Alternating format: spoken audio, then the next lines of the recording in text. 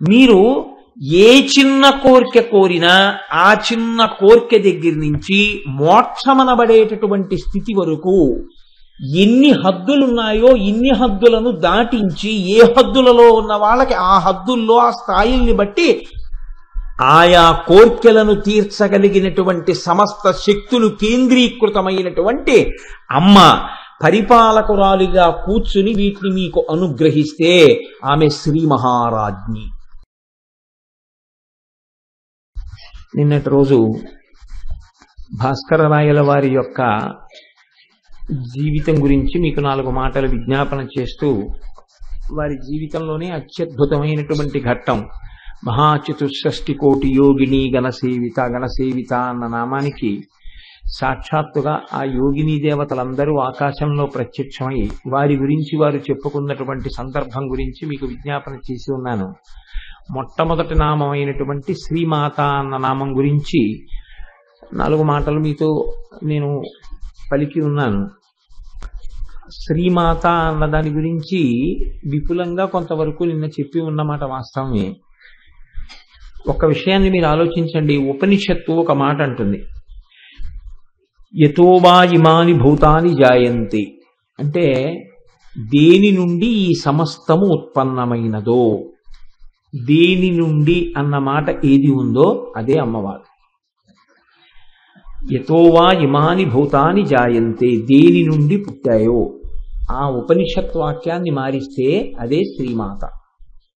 కాబట్టి దేని నుండి పుట్టాయని మీరు అనుకుంటున్నారో ఆమెయే శ్రీమాత. అసలు ఆ పుట్టుక ఇవ్వడం వెనక, మనందరినీ సృజించడం వెనకాతల కేవలం ఆవిడ యొక్క దయ మాత్రమే ఉంటుంది. అందుకే నిన్నటి రోజున అది ఆంగ్ల భాషలో ఉన్నప్పటికీ నేను ఒక విషయాన్ని ప్రస్తావన చేస్తూ పూర్తి చేయడం జరిగింది. మర్చెంట్ ఆఫ్ వెనీస్ అన్న నాటకంలో విలియం షేక్స్పియర్ అంటారు ఆ మాటలు, the quality of mercy is not strained, it is twice blessed, it blesses him that gives and him that takes. ఒక్క అమ్మ విషయంలో మాత్రం ఈ దయ అనేటటువంటిది ఇచ్చి అమ్మ కృతార్థురాలైంది, పుచ్చుకుని మనం కృతార్థులమయ్యాం. అసలు ఆ అమ్మ యొక్క వైశిష్ట్యం ఆ శ్రీమాత అనబడేటటువంటి నామంతో ఆ జగదంబ యొక్క స్తుతి అందులో ఎలా ఉన్నది అన్న విషయం గురించి విజ్ఞాపన చేసి ఉన్నాను. ఈ నామములకు సంబంధించిన విషయం కాబట్టి ఒక్కసారి నిన్నటి విషయాన్ని ప్రస్తావన చేసి ఇవాల్టి నామం చెప్తున్నాను. 2వ నామంలో శ్రీ మహారాజ్ఞి అని పిలిచారు అమ్మవారిని. శ్రీ మహారాజ్ఞి ఈ మాట కొంచెం మీరు జాగ్రత్తగా పరిశీలించవలసి ఉంటుంది. ఎందుకంటే మహారాజు అన్న మాట మనం వింటూ ఉంటాం. మహారాజు అనగానే పరిపాలనాధికారము కలిగినటువంటి వాడు. ఆయన తలుచుకుంటే ఏదైనా చెయ్యగలడు. ఎందుచేత ఎంత తప్పు చేసిన వాణ్ణి క్షమించగలడు. ఆయన తలుచుకుంటే, ఆయన ఆగ్రహిస్తే ఎంతటి శిక్ష అయినా వెయ్యగలడు. కాబట్టి క్షమించగలిగినటువంటి శక్తి, శిక్షించగలిగిన శక్తి, పరిపాలించగలిగిన శక్తి ఎల్లవేళలా ఆయన యందే ఉంటాయి. అందరినీ పరిపాలించేటటువంటి వాడు, అందరినీ నిలబెట్టేటటువంటి వాడెవరో ఆయనని ప్రభువు, పరిపాలకుడు, మహారాజు అని పిలుస్తాం. ఇక్కడ అమ్మవారిని మహారాజ్ఞి అన్నారు. అంటే అమ్మని స్త్రీవాచకంతో చెప్తున్నారు కనుక ఆమె పరిపాలకురాలిగా ఉన్నది. బ్రహ్మమై తానే పరిపాలన నిర్వహణ చేయుచున్నది. అమ్మవారు పరిపాలన చేయుచున్నది అన్నప్పుడు ఇది కూడా ఒక ఉపనిషత్ వాక్యం నుంచి వచ్చినటువంటి మాటే. ఎందుకంటే ఏన జాతాని జీవంతి, ఈ పుట్టినవన్నీ దేని వలన బతుకుతున్నాయో, దేని వలన బతుకుతున్నాయో అంటే పరిపాలించినటువంటి ఆ తల్లి యొక్క వైభవం. ఆమె పరిపాలన చేస్తే వీళ్ళందరూ బ్రతికి ఉన్నారు. కాబట్టి ఎవరు పరిపాలన చేయుచున్నారో వారు శ్రీ మహారాజ్ఞి. ఇక్కడ పరిపాలన చేసేటటువంటి మహారాజ్ఞికి ఒక లక్షణం ఉంటుంది. మహారాజుకి మీరు ఎవరనండి, మహారాజనండి, మహారాజ్ఞనండి, ఇక్కడ మహారాజ్ఞి సంబంధంగా మనం మాట్లాడుతున్నాం కాబట్టి ప్రధానమైన లక్షణం ఒకటి ఉంటుంది. పాలితులు, పాలకులు. పాలితులు అంటే పరిపాలించబడేటటువంటి వారు, పాలకులు అంటే పరిపాలించుచున్నవారు. పాలించేటటువంటి వారు చాలా గొప్పవారు అని ఎలా తెలుస్తుంది అంటే, ఎవరి యందు ఏ విభూతి ప్రకటనముగా ఉన్నదో ఆ విభూతి వారి యందు బాగా ప్రకాశించడానికి కావలసినటువంటి స్థితిని ఏర్పాటు చేసిన వాడు ప్రభు అయి ఉంటాడు. ఒక కృష్ణదేవరాయల వారిని తలుచుకుంటే చాలా గొప్ప ప్రభు అండి. సాహితీ సమరాంగణ సార్వభౌముడు, లలిత కళాప్రియుడు, కవి పండిత పోషకుడు, విద్వత్ కవి, ఇన్ని విశేషణాలతో ఎందుకు పిలుస్తాం అంటే అష్టదిగ్గజాలని ఏర్పాటు చేశాడు, అలాగే శిల్పుల్ని పోషించాడు, ప్రజల్ని పాలించాడు, అమాయకులను రక్షించాడు, నేరస్తుల్ని దండించాడు. ఎవరిని ఎలా పరిపాలించాలో అలా పరిపాలిస్తారు. మహారాజ్ఞీ శబ్దము చేత ఒక విషయం తెలుస్తుంది మీకు. పరిపాలన చేసేటటువంటి వారు కేవలం సంక్షేమం కోసం మాత్రమే పరిపాలన చెయ్యరు. మీరు కొంచెం జాగ్రత్తగా గమనించండి. ప్రభుత్వం ఏం చేస్తుందండి అని మీరు అడిగారు అనుకోండి, ప్రభుత్వం ఆసుపత్రులు కట్టిస్తుంది, ప్రభుత్వం పాఠశాలలు కట్టిస్తుంది, కళాశాలలు కట్టిస్తుంది, గ్రంథాలయాలు కట్టిస్తుంది, కారాగారాలు కట్టిస్తుంది. కారాగారాలు ఎందుకండి కట్టించడం అంటే? ఎవరిని ఉద్ధరించాలో, ఎవరిని వృద్ధిలోకి తీసుకురావాలో, ఎవరు సన్మార్గంలో ఉన్నారో వాళ్ళని పోషిస్తుంది సంక్షేమ కార్యక్రమంతో. ఎవరు దీనికి అడ్డు తగులుతున్నారో, ఎవరు ధర్మమునకు అడ్డంగా నిలబడ్డారో వాళ్ళని శిక్ష వెయ్యాలి. అందుకని కారాగారములను కూడా ప్రభుత్వమే నిర్వహిస్తుంది. అంతేకాని అదేమిటంటే కారాగారాలు ప్రభుత్వం నిర్వహించడం ఏంటంటే ఆసుపత్రులు, గ్రంథాలయాలు, పాఠశాలలు, వసతి గృహాలు ఇలాంటివి ఏర్పాటు చేస్తే చాలదా అంటే చాలదు. పరిపాలన అంతర్భాగం కారాగారం కూడా. అందుకే కారాగారం ఎందుకు పెట్టాలి అంటే కారాగారం కూడా దయతోనే పెడతారు. అయ్యో వీడు బయట ఉంటే ఇలా పాడైపోతున్నాడు, వీడికి ఒకసారి ఈ కష్టాన్ని రుచి చూపిస్తే వీడి జీవిత పథాన్ని మార్చుకుంటాడు అని. కృష్ణుడంతటి వాడిని కట్టి కొట్టేస్తానంది యశోద. ఎందుకని? లాలనమున బహుదోషము లూలిం ప్రాపించు తాడనోపాయములన్ చాలగుణంబులు కలుగును తాడనంబె బాలురకును పథ్యంబరయన్నది. పిల్లల్ని లాలిస్తే, ముద్దు చేస్తే వాళ్ళ అల్లరి ఎక్కువైపోతుంది. అందుకని 2 దెబ్బలు కొడతాను దారిలోకి వస్తాడని. అదృష్టం కొట్టలేదు, కట్టేసిందంతే. కాబట్టి ప్రభుత్వం కూడా ఏం చేస్తుంది? కొడుతుంది. కొట్టడం అంటే శిక్ష వేస్తుంది. శిక్ష వేయడం అంటే కారాగారంలో పెడుతుంది. కారాగారంలో ఎందుకు పెడుతుంది అంటే వాళ్ళలో మార్పు తీసుకురావడం కోసం. కొంతమందిని ఇక నువ్వు అసలు శరీరంతో ఉన్నంత కాలం బయటికి రావద్దండి. ఎందుకని?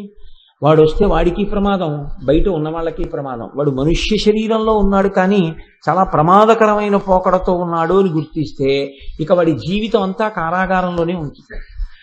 ఇలా ఎందుకు చేస్తుంది ప్రభుత్వము అంటే, అలా చెయ్యకపోతే మిగిలిన వాళ్ళకి ఉపద్రవం వస్తుంది కాబట్టి శిక్ష కూడా వేస్తుంది. ఈ శిక్ష వెయ్యడంలో కూడా ప్రభుత్వం దయతోనే ఉంటుంది. అలాగే అమ్మవారు కూడా మహారాజ్ఞి. ఆమె ఎవరెవరిని ఉద్ధరించాలో, ఎవరెవరు భగవంతుడి పట్ల భక్తి కలిగి ఉన్నాడో, ఎవరెవరు భగవంతుడు చెప్పినటువంటి సూత్రముల ప్రకారము తన జీవితాన్ని గడుపుతున్నాడో అటువంటి వారిని వృద్ధిలోకి తీసుకొస్తుంది. మీరు ఆలోచించండి, మనకే ఒక ప్రభుత్వం అని ఉంది. అది మనం ఎన్నుకున్న ప్రభుత్వం, మనం ఓటేస్తే వచ్చింది ఆ ప్రభుత్వం. ఆ ప్రభుత్వం ఓ చట్టం చేసింది.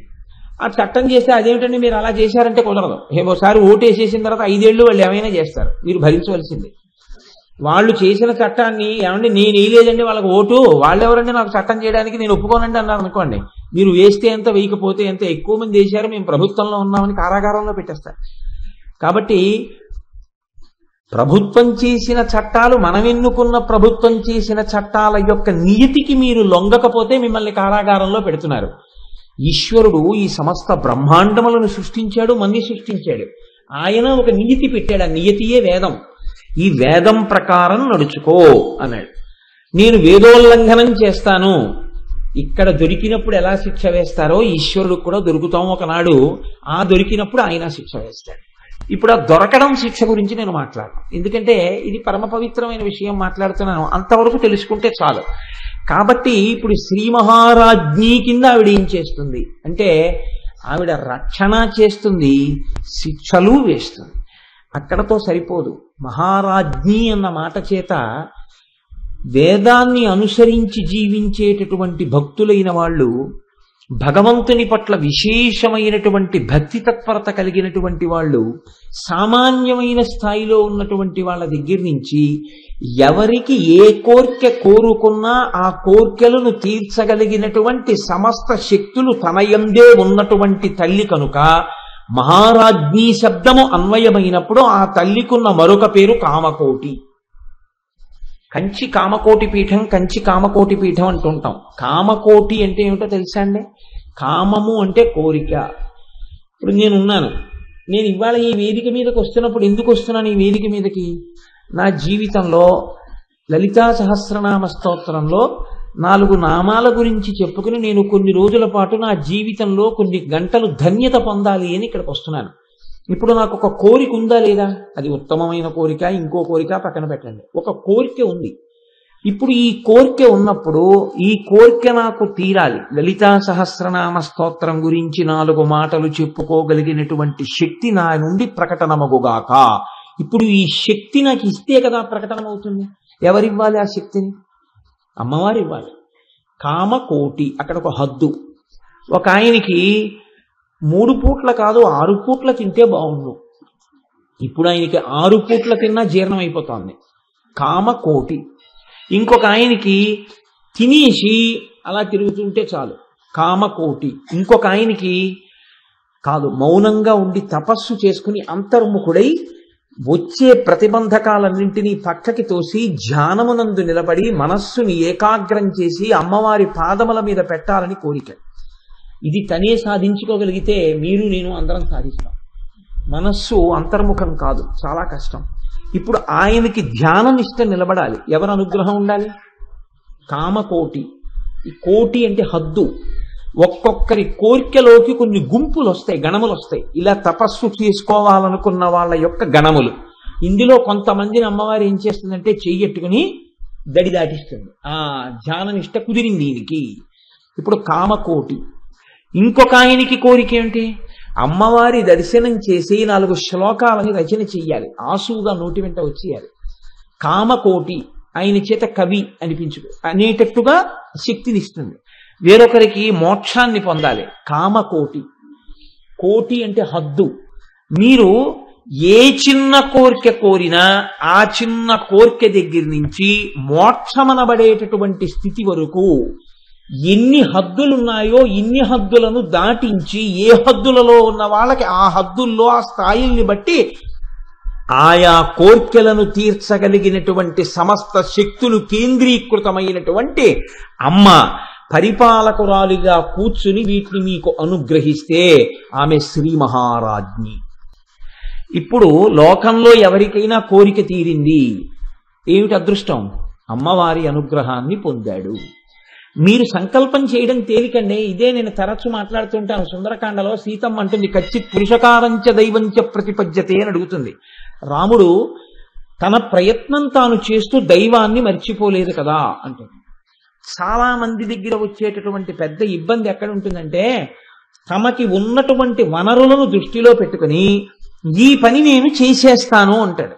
ఈ పని అయిపోతుందండి, నేను నాకవ్వకపోవడం ఏంటి అంటాడు. అప్పుడు అమ్మవారు ఏమంటుందంటే, ఓ ఇవన్నీ నీకు ఉన్నాయని కదా అయిపోతుంది అంటున్నావు, ఇవన్నీ ఉండి కూడా ఎందుకు అవ్వదో కూడా నేను చూపిస్తానని ఒకసారి చూపిస్తే ఇప్పుడు ఏమంటాడంటే, కచ్చిత్ పురుషకారంచ దైవంచ అంటే నా సంకల్పం వల్ల అవదు, ఇంకొక కంటికి కనపడని అద్వితీయ శక్తి ఒకటి ఉంది, ఆవిడ అనుగ్రహం కూడా కలిసి రావాలి, కలిసి వస్తే నడుస్తుంది తప్ప లేకపోతే నడవదు అంటాడు. ఇప్పుడు ఇది ఇలా నిలబడడం వెనకాతల అమ్మవారి అనుగ్రహం తోడయిందా? ఆ కోటి దాటుతూ ఉంటాడు, కామకోటి దాటుతూ ఉంటాడు. దాటి చిట్ట చివరికి ఏ స్థితి కడతాడు? ఆవిడే తానవుతాడు. అదే మోక్షం అంటే. మోక్షం అంటే తనని తాను గుర్తిరిగి స్వస్వరూపముతో నిలబడిపోవడమే, ఆత్మస్వరూపంగా. అది కనపడకుండా ఒక తెర అడ్డుపడుతోంది, ఆ తెర ఎవరు తీయాలంటే అమ్మవారే తీయాలి. తీసేస్తే తన నిజస్వరూపం తనకి తెలిసిపోతుంది. అలా తెలిసిపోయిన నాడు తాను నిజస్వరూపంతో జ్ఞానిగా ఆత్మస్వరూపిగా తాను ఇక్కడే మోక్షాన్ని పొందడానికి కావలసినటువంటి స్థితిని, ఆ జ్ఞానాన్ని, ఆ శక్తిని ఎవరి వలన కృప చేయబడుతుంది అంటే అమ్మవారి వలన కృప చేయబడుతుంది. కాబట్టి ఆవిడ శ్రీ మహారాజ్ఞి.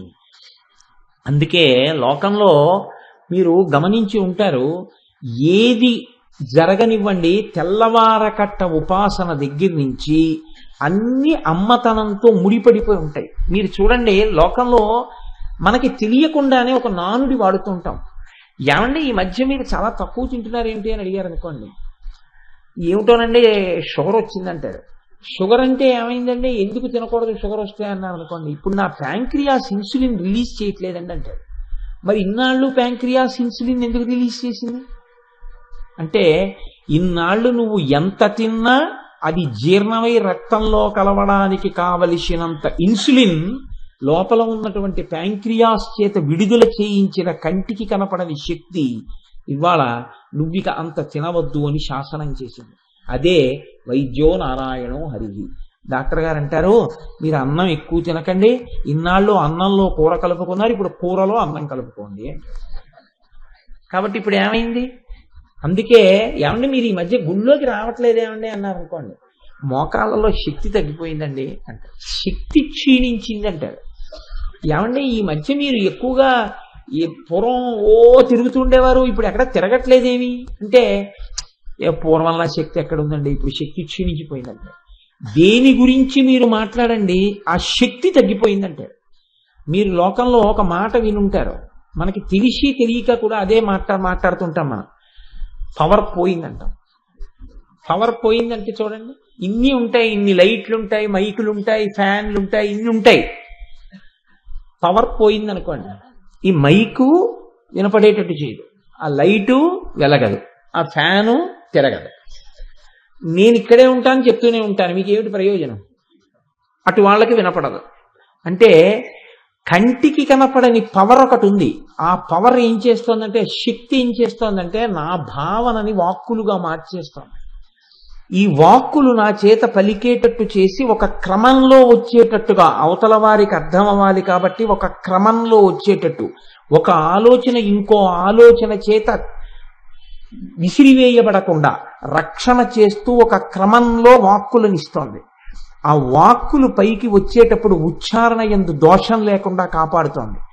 ఇది చక్కగా మీ అందరూ కూర్చుని అత్యంత శ్రద్ధాళువులై వినేటట్టుగా మీ మనస్సుని అక్కడ నిలబడేటట్టు చేస్తోంది.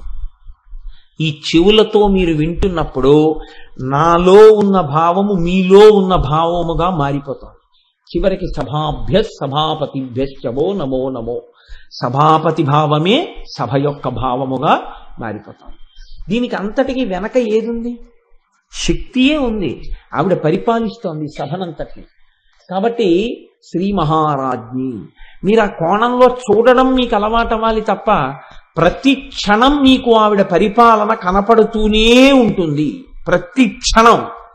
ఇది శ్రీ మహారాజ్ఞీ తత్వం అయితే ఆవిడ లోకాన్నంతటినీ కూడా కాపాడుతోంది. మనం జరుగుతున్న ఒక విషయాన్ని కనిపెట్టి ఇలా జరుగుతోందంటాం తప్ప ఇలా జరగడానికి హేతువుని మాట్లాడిన వాడు ఋషి, జరుగుతున్న దాన్ని చెప్పినవాడు విజ్ఞాన శాస్త్రవేత్త. వాళ్ళిద్దరి మధ్య ఏమీ అభిప్రాయ భేదం కానీ వాళ్ళిద్దరి మధ్య తగువు కానీ ఏమి ఉండవు. పరిణతి పొందినటువంటి విజ్ఞాన శాస్త్రవేత్త ఋషికి నమస్కారం చేస్తాడు. ఎందుకు నమస్కారం చేస్తాడంటే, ఋషి ఏం చెప్పాడో దాన్ని నేను ప్రయోగంతో తెలుసుకోగలిగాను అంటాడు. తెలిసి తెలియని వాళ్ళైతే సైన్స్కి ఋషికి ఏమైనా ఇబ్బంది ఉంది, ఇద్దరు దెబ్బలాడుకుంటారంటారేమో, కానీ అలా ఏం ఉండదు లోకంలో. మీరు ఒక్క సత్యాన్ని ప్రయత్నం చేయండి. సనాతన ధర్మంలో వేదం అంది, సమస్త భూతముల యందు ఈశ్వరుడు ఉన్నాడు, షడ్వికారములు పొందుతున్న ప్రతి ప్రాణి యందు జీవమున్నది అంది. మొక్కలలో ప్రాణమున్నది, మొక్కలని తీసుకెళ్ళి పక్కన ఏదైనా భయంకరంగా అరిచేటటువంటి ఒక జంతువు యొక్క అరుపులు వినపడితే ఆ అరుపులకి మొక్కలు ప్రతిస్పందిస్తాయని జగదీష్ చంద్రబోస్ కనిపెట్టారు. ఆయన ఒక తీగకి ఒక రకమైన పరికరాన్ని అమర్చాడు. ప్రశాంతంగా ఉందనుకోండి, తీగ హాయిగా ఉంటుంది. అది చేసేటటువంటి శబ్దం, దాని నుంచి వచ్చే ప్రకంపనలు ఒక స్థాయిలో ఉంటాయి. ఇప్పుడు మీరు ఆ సన్నజాజి తీగ పక్కకి ఒక కుక్కని తీసుకెళ్ళి ఆ పాదు గుంజకేసి కట్టి కర్ర పెట్టి కొడుతున్నారు అనుకోండి, అది మొయ్యో మొయ్యో మొయ్యో నరుస్తోంది అనుకోండి, ఈ కుక్క యొక్క అరుపులు వింటున్నటువంటి సన్నజాజి తీగ నుండి వచ్చేటటువంటి ప్రకంపనలు మారిపోతాయి. ఇది జగదీష్ చంద్రబోస్ తరువాతి కాలంలో ఒకానొక ప్రయోగ సమయంలో ఆయన మాట్లాడాడు. ఇప్పుడు జగదీష్ చంద్రబోస్ ఋషి చెప్పిన వాక్యాన్ని తిరస్కరించాడా, ఋషి చెప్పిన దాన్ని ప్రయోగ రూపంలో చూపించాడా? చూపించాడు. అందుకని ఋషికి విజ్ఞాన శాస్త్రవేత్తకి ఎక్కడ ఇబ్బంది ఉండదు. కానీ ఆ తల్లి గొప్ప ఋషులు ఏం చేశారంటే విశ్వాసం మీద ఆధారపడ్డారు. పెద్దలు ఒక మాట చెప్తే ఇలా ఎందుకు చెప్పాలి అని పెద్దల్ని నిలదీయడం ఉండదు. పెద్దలు చెప్పారంటే వినడమే. అందుకే ఋషి ప్రోక్తములంటే నమ్మి ఆచరించడమే. ఋషులు చెప్పారు. దీన్నంతటినీ పరిపాలించేటటువంటి తల్లి ఒకటి ఉంది, ఒక శక్తి ఉంది. ఆ శక్తి లేకపోతే అసలు బతుకు లేదు అన్నారు. శక్తి ఉంటే ఏమిటి మీరు ఎప్పుడు గమనించవలసినటువంటి రహస్యం ఒకటి ఉంటుంది తత్వంలో. శక్తి అన్న మాట నేను ఎప్పుడు వాడినా, నేను కాదు ఎప్పుడు ఎవరు వాడినా మీరు ఒకటి జ్ఞాపకం పెట్టుకోండి, అది కదులుతోందని గుర్తు. కదలలేదు అనుకోండి, అది శక్తి కాదు. నేను ఒక ఉదాహరణకి, నేనేం అంత పెద్ద ధ్యానం చేస్తానని కాదు, చేయగలిగిన శక్తి ఉందని కాదు. నేను ధ్యానం చేసుకుంటున్నాను అనుకోండి, నేను అంతర్ముఖుడనై ఉన్నాను. నేను అంతర్ముఖుడనై ఉండగా ఏదో ఒక ముఖ్యమైన ఫోన్ వచ్చింది. ఈయనకి ఇద్దాం ఫోన్ అని మా ఆవిడ కార్డ్లెస్ పట్టుకుని వచ్చి నా పక్కన నిలబడింది. నాకు తెలియదు అది వచ్చినట్లు కానీ తలుపు తీసినట్టు కానీ తెలియక నేను ధ్యానంలో ఉన్నాను. అది నన్ను ఇలా ముట్టుకుంది, నాకు తెలియలేదు. అంటే చర్మం తెలుసుకోదా? స్పర్శ లేదా చర్మానికి? ఉంది. కానీ చర్మానికి ఉన్నటువంటి స్పర్శని ఎవరు అందుకోవట్లేదు? మనసు అందుకోవట్లేదు. ఎందుకు అందుకోవట్లేదు? మనసు ఇక్కడ విడిపోయింది. మరి ఇక్కడ విడిపోతే దేన్ని పట్టుకుంది? లోపల ఇంకొక దాన్ని పట్టుకుంది. ఈ కంటికి ఏది కనపడదో ఆ కన్ను మూసేసి లోపల కన్ను తెరిచింది. భూమధ్యంలో ఉండేటటువంటి జ్ఞాననేత్రాన్ని తెరిచింది. తెరిచి నేను ఏది చూడాలనుకుంటున్నానో దాన్ని చూస్తోంది. ఆ అమ్మవారి పాదములను గట్టిగా పట్టుకుని ఉన్న కారణం చేత చర్మమునకు నా భార్య చేతి స్పర్శ తగిలినా లోపల మనస్సు ప్రతిస్పందించలేదు. ఎవరో నిన్ను తాకారు అని చెప్పలేదు. ఎందుకని? దీనితో దానికి సంబంధం విడిపోయింది, దీనితో దానికి సంబంధం ఏర్పడింది. ఇప్పుడు గట్టిగా కొట్టింది అనుకోండి, ఇలాగా దానితో విడి దీనిలోకి వస్తుంది. వచ్చినప్పుడు కోపం వస్తుంది. మీరు గమనించారో లేదో? మామూలుగా మీరు ఉన్నారనుకోండి, ఇలా అంటే ఏమండే అంటాం. లోపలి వస్తువుని పట్టుకునే ప్రయత్నంలో మీరుండగా మీ ధ్యానం భంగం చేశారనుకోండి, మీ ఆగ్రహానికి గురవుతారు. కళ్ళు తెరిచి బుద్ధుందా లేదా? ఫోన్ అయితే ఎందుకు అలాగా? మళ్ళీ ఎంత సమయం పడుతుందో తెలుసా అంతర్ముఖుడిని అవడానికి? ఎందుకు అలా కలుపుతాం అంటాం. అంటే తనంత తాను విడిపడాలి మళ్ళీ. ఇప్పుడు ఏమైంది మీరు ఇక్కడ గమనించి, నేను ఈ మాట ఎందుకు చెప్తున్నానంటే కదలిక, ఈ మనస్సు పైకి కదలడం మాని లోపలికి కదలడానికి కూడా ఆ శక్తి అనుగ్రహమే ఉండాలి. లోపలికి కదిలి పట్టుకోవడానికి. ఒక స్థితిలో ఏమైందంటే కదలడం మానేసి మనసు కదలటం లేదు. కదలకుండా నేను ఏ వస్తువుని చూస్తున్నానో ఆ వస్తువుని అలా పట్టుకుని వెళ్ళిపోయింది. అప్పుడు ఏమైపోయిందంటే నేను ఒక గొప్ప ఆనంద తన్మయత్వంలో ఉండడంలో ఆ వస్తువు నేనైపోయాను. అప్పుడు ఏ వస్తువుని ధ్యానం చేస్తున్నానో ఆ వస్తువుగా నేను మారిపోయి ఉన్నాను. అది కదలిక లేని స్థితి శివం. ఇప్పుడు సరోవరమునందు తరంగములు లేవు, నిశ్చలంగా ఉంది. శరీరం అలా కూర్చునుంది, లోపల చాలా నిశ్చలంగా ఉన్నాడు. ఏ కదలిక లేవు, ఇంద్రియాల అలజడి లేదు, మనస్సు యొక్క అలజడి లేదు, ఏమీ లేదు, నిశ్శబ్దంగా ఉంది. ఇలా ఉండేటప్పటికే ఆనందం అక్కడ. అందుకని అంతర్ముఖుడయ్యాడు. ఆ ఆనందాబ్దిలో ఓలలాడుతూ అలా ఉండిపోయి ఉన్నాడు. కొంతసేపు అయ్యాక బహిర్ముఖుడయ్యాడు. బహిర్ముఖుడు అవగానే మళ్ళీ దుఃఖం ప్రారంభం. ఇంద్రియాలు మనసు పనిచేయడం మొదలుపెట్టి బయటికి తిరిగితే మళ్ళీ కదలికలు వచ్చేస్తాయి. అందుకని శక్తి అంటే కదలిక, కదులుతోంది. ఈ కదలిక లేదనుకోండి ఆగిపోయిందనమాట వ్యాపారం. ఇది ఈశ్వరపరంగా ఆగిపోయిందనుకోండి శివం అయ్యాడు. బాహ్యంలో కదలిక లాగాయనుకోండి, బ్రహ్మాండ పరంగా కదలిక ఆగిపోయిందనుకోండి ఉపద్రవం వచ్చేసిందని గుర్తు. అంటే మీకు నేను ఇంకొంచెం బాగా వివరణ చేయాలి అంటే ఒక్క మాట చెప్తాను. భూమి తిరగడం మానేసింది అనుకోండి. భూమి ఉందండి, ఇప్పుడు ఎలా ఉందో అలా భూమి తిరగడం మీరు చూశారా? నిజంగా చెప్పండి నాకు. నేను చూశానా, మీరు చూసారా భూమి తిరగడం? మనం చూడక్కర్లేదు, కానీ భూమి తిరుగుతోంది. ఈ తిరుగుతున్న భూమి తిరగడం ఆపేసింది అనుకోండి, తిరగలేదు. మీరు నేను తోసామండి భూమిని ఎప్పుడన్నా తిరగమని, లేకపోతే తాళ్ళెట్టి లాగామా? మనం ఏం చేయలేదు, తిరుగుతోంది అంతే. ఆగిపోయింది అనుకోండి తిరగడం. ఆగిపోతే ఏమవుతుంది? భూమి ఇలా తన చుట్టూ తాను తిరుగుతోంది కాబట్టి ఇది నిజానికి సూర్యుడికి ఉదయం లేదు అస్తమయం లేదు. సూర్యుడు ఇలాగే ఉంటాడు. భూమి ఇలా సూర్యుడి చుట్టూ తిరుగుతూ ఇలా సూర్యుడికి ఎదురొచ్చింది అనుకోండి పగలు, భూమి కదలడం ఆగిపోయి ఇలా ఉండిపోయింది అనుకోండి, ఇలా తిరగట్లేదు, ఇలా ఉండిపోయింది. ఉండిపోతే ఇటువైపు వాళ్ళకి ఎప్పుడూ పగలం, ఇటువైపు వాళ్ళకి ఎప్పుడూ రాత్రి, ఇటువైపు వాళ్ళకి నీరు ఉండదు, ఇటువైపు వాళ్ళకి నీరు ఎక్కువైపోతుంది, ఇటువైపు వాళ్ళకి అసలు చల్లతనం అంటే తెలియదు, ఇటువైపు వాళ్ళకి వేడంటే తెలియదు. ఇటు చల్లతనం ఇటు వేడి ఎక్కువైపోయి ఈ భూమి ఎప్పుడో బద్దలైపోతుంది. ఈ భూమి తిరుగుతోంది కాబట్టి పగలు చీకటైతే మీరు నిద్రపోతున్నారు, చీకట్లు పగటైతే మీ ఇంద్రియాలు లేచి మళ్ళీ లోకాన్ని అనుభవిస్తున్నారు. ఈ భూమిని ఎవరు తిప్పుతున్నారు? మీకు లోకంలో ఏది తిరిగిందన్నా it presupposes the existence of power. ఈ ఫ్యాన్ తిరుగుతోంది, కరెంట్ ఉంది, మైక్ పనిచేస్తోంది, కరెంట్ ఉంది, భూమి తిరుగుతోంది, శక్తి ఉంది కదండి. ఇప్పుడు గాలి వీస్తోంది, గాలి కదులుతోంది, కదిలితే కదా గాలి మీ దగ్గరికి వస్తుంది. నీరు ప్రవహిస్తోంది, గడ్డి పెరుగుతోంది, విత్తనంలోంచి అంకురం వస్తోంది. అంటే ఈ కదలికలన్నీ ఎక్కడి నుంచి వస్తున్నాయి? శక్తిలోంచి వస్తున్నాయి. అంతవరకు ఎందుకండి, మీకు నేను ఒక్క మాట చెప్తాను. గుండె కొట్టుకుంటోంది, రక్తం కదలడం ఆగిపోయింది. లేకపోతే రక్తం చాలా వేగంగా తిరుగుతోంది. ఉత్తర క్షణం ఏమంటారంటే ఈయనకి నిద్ర మాత్ర వేసేసి పడుకోబెట్టేయండి అంటారు, బ్లడ్ ప్రెషర్ ఎక్కువగా ఉంది. రక్తం నియతితో ఒక్క వేగంతోనే పరిగెత్తాలి, రక్తం ఆగకూడదు, ఎక్కువ వేగంతో పరిగెత్తకూడదు.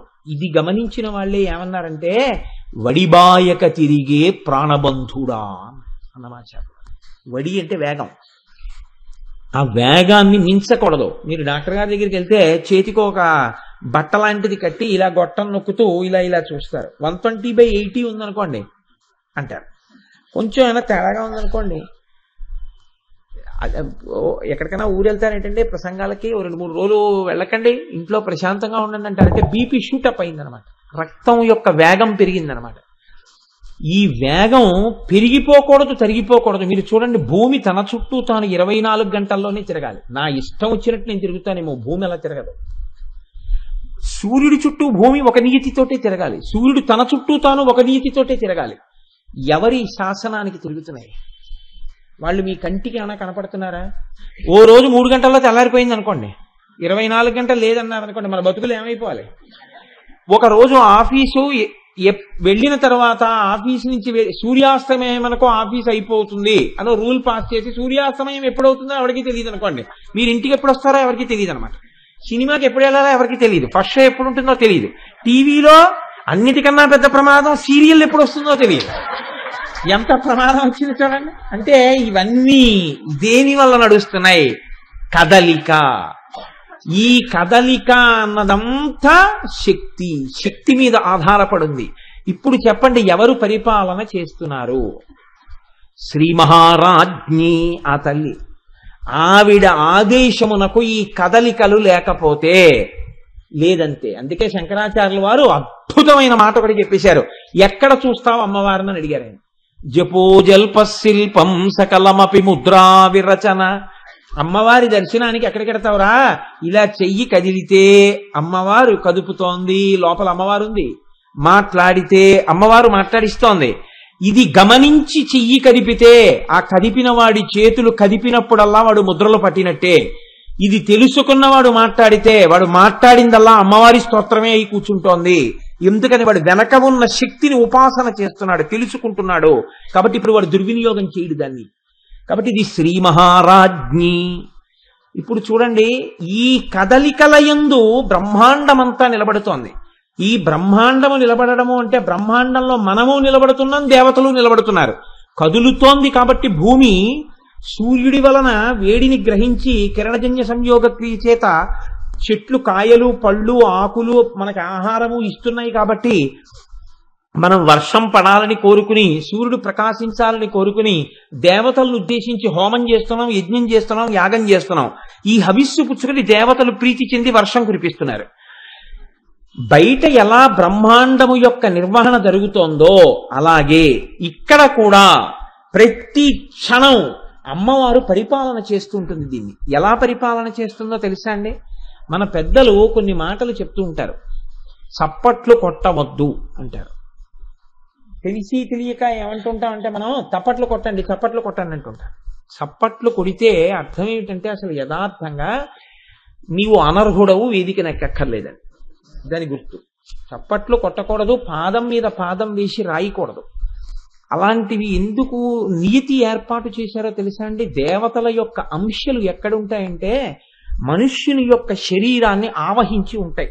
33 దేవతలు ఆవహించి ఉంటారు. అందుకే దేహో దేవాలయ ప్రోక్త జీవో దేవ సనాతన. మీరు ఒక దేవాలయంలోకి వెడితే మొట్టమొదట చుట్టూ ఎవరుంటారు ప్రదక్షిణం చేసేటప్పుడు? ఆ దేవాలయానికి సంబంధించిన పరివార దేవతలు అందరూ ఉంటారు. ఇప్పుడు మీరు గర్భాలయంలోకి వెడితే ఎవరుంటారు? ప్రధానమైనటువంటి దేవత అక్కడ ఉంటారు. ఈ రోజు బయట ఉండే దేవతలందరికీ కొబ్బరికాయలు కొట్టరు, నీరాజనాలు ఇవ్వరు, అక్కడికి వెళ్ళి ఎవరు పూజలు చేయించరు. కానీ నమస్కారం చేసుకుంటూ వెళ్ళిపోయి లోపల గుళ్ళో ఆయనకి మాత్రం కొబ్బరికాయలు ఇస్తారు, అరటిపళ్ళు ఇస్తారు, పూజలు చేయించుకుంటారు, అభిషేకాలు చేయించుకుంటారు, అన్నీ చేయించుకుంటారు. కానీ అర్చకుడు ఏం చేస్తాడు? రోజు నైవేద్యం సమయం అయిందనేటప్పటికీ ప్రధానమూర్తితో పాటుగా ఈ ఉపదేవాలయాలన్నిటికీ కూడా నైవేద్యం తీసుకొచ్చి పెడతారు. మీరు పెద్ద పెద్ద క్షేత్రాలు కడితే గమనించుంటారు, నైవేద్యం వేళ అయిందని అన్ని గుళ్ళు కట్టేస్తారు. కట్టేస్తే ముందు గంట వాయిస్తూ వెడుతుంటారు, బట్ట కప్పి నైవేద్య పాత్ర పట్టుకుని అన్ని దేవాలయాల్లోకి వచ్చి నైవేద్యం పెడతారు. బలిహరణ మంటపాలను ఉంటాయి, బలిహరణం పీఠాలు, వాటి మీద బయట ఉండేటటువంటి భూతములకు కూడా బలి సమర్పిస్తారు అక్కడ, ఆ భూతములు కూడా తినాలని. అలాగే ఈ శరీరమును ఆవహించి 33 దేవతలు ఉంటారు ఎప్పుడు. ఈ 33 దేవతలకి ఇందులోంచి అందుతూ ఉంటుంది, హవిస్సు అందుతూ ఉంటుంది. ఇది పెద్ద దేవాలయం అండి శరీరం. అందుకే శరీరాన్ని అంత పవిత్రంగా ఉంచడం నేర్పారు మన వాళ్ళు. ఎక్కడ పడితే అక్కడ, ఎలా పడితే అలా తీసుకోవడం అన్న దాన్ని చెయ్యకపోవడానికి కారణం అదే. మీరు చూడండి, ఇందులో చాలా చిత్రమైనటువంటి విషయం ఏమిటంటే ఈ తల్లి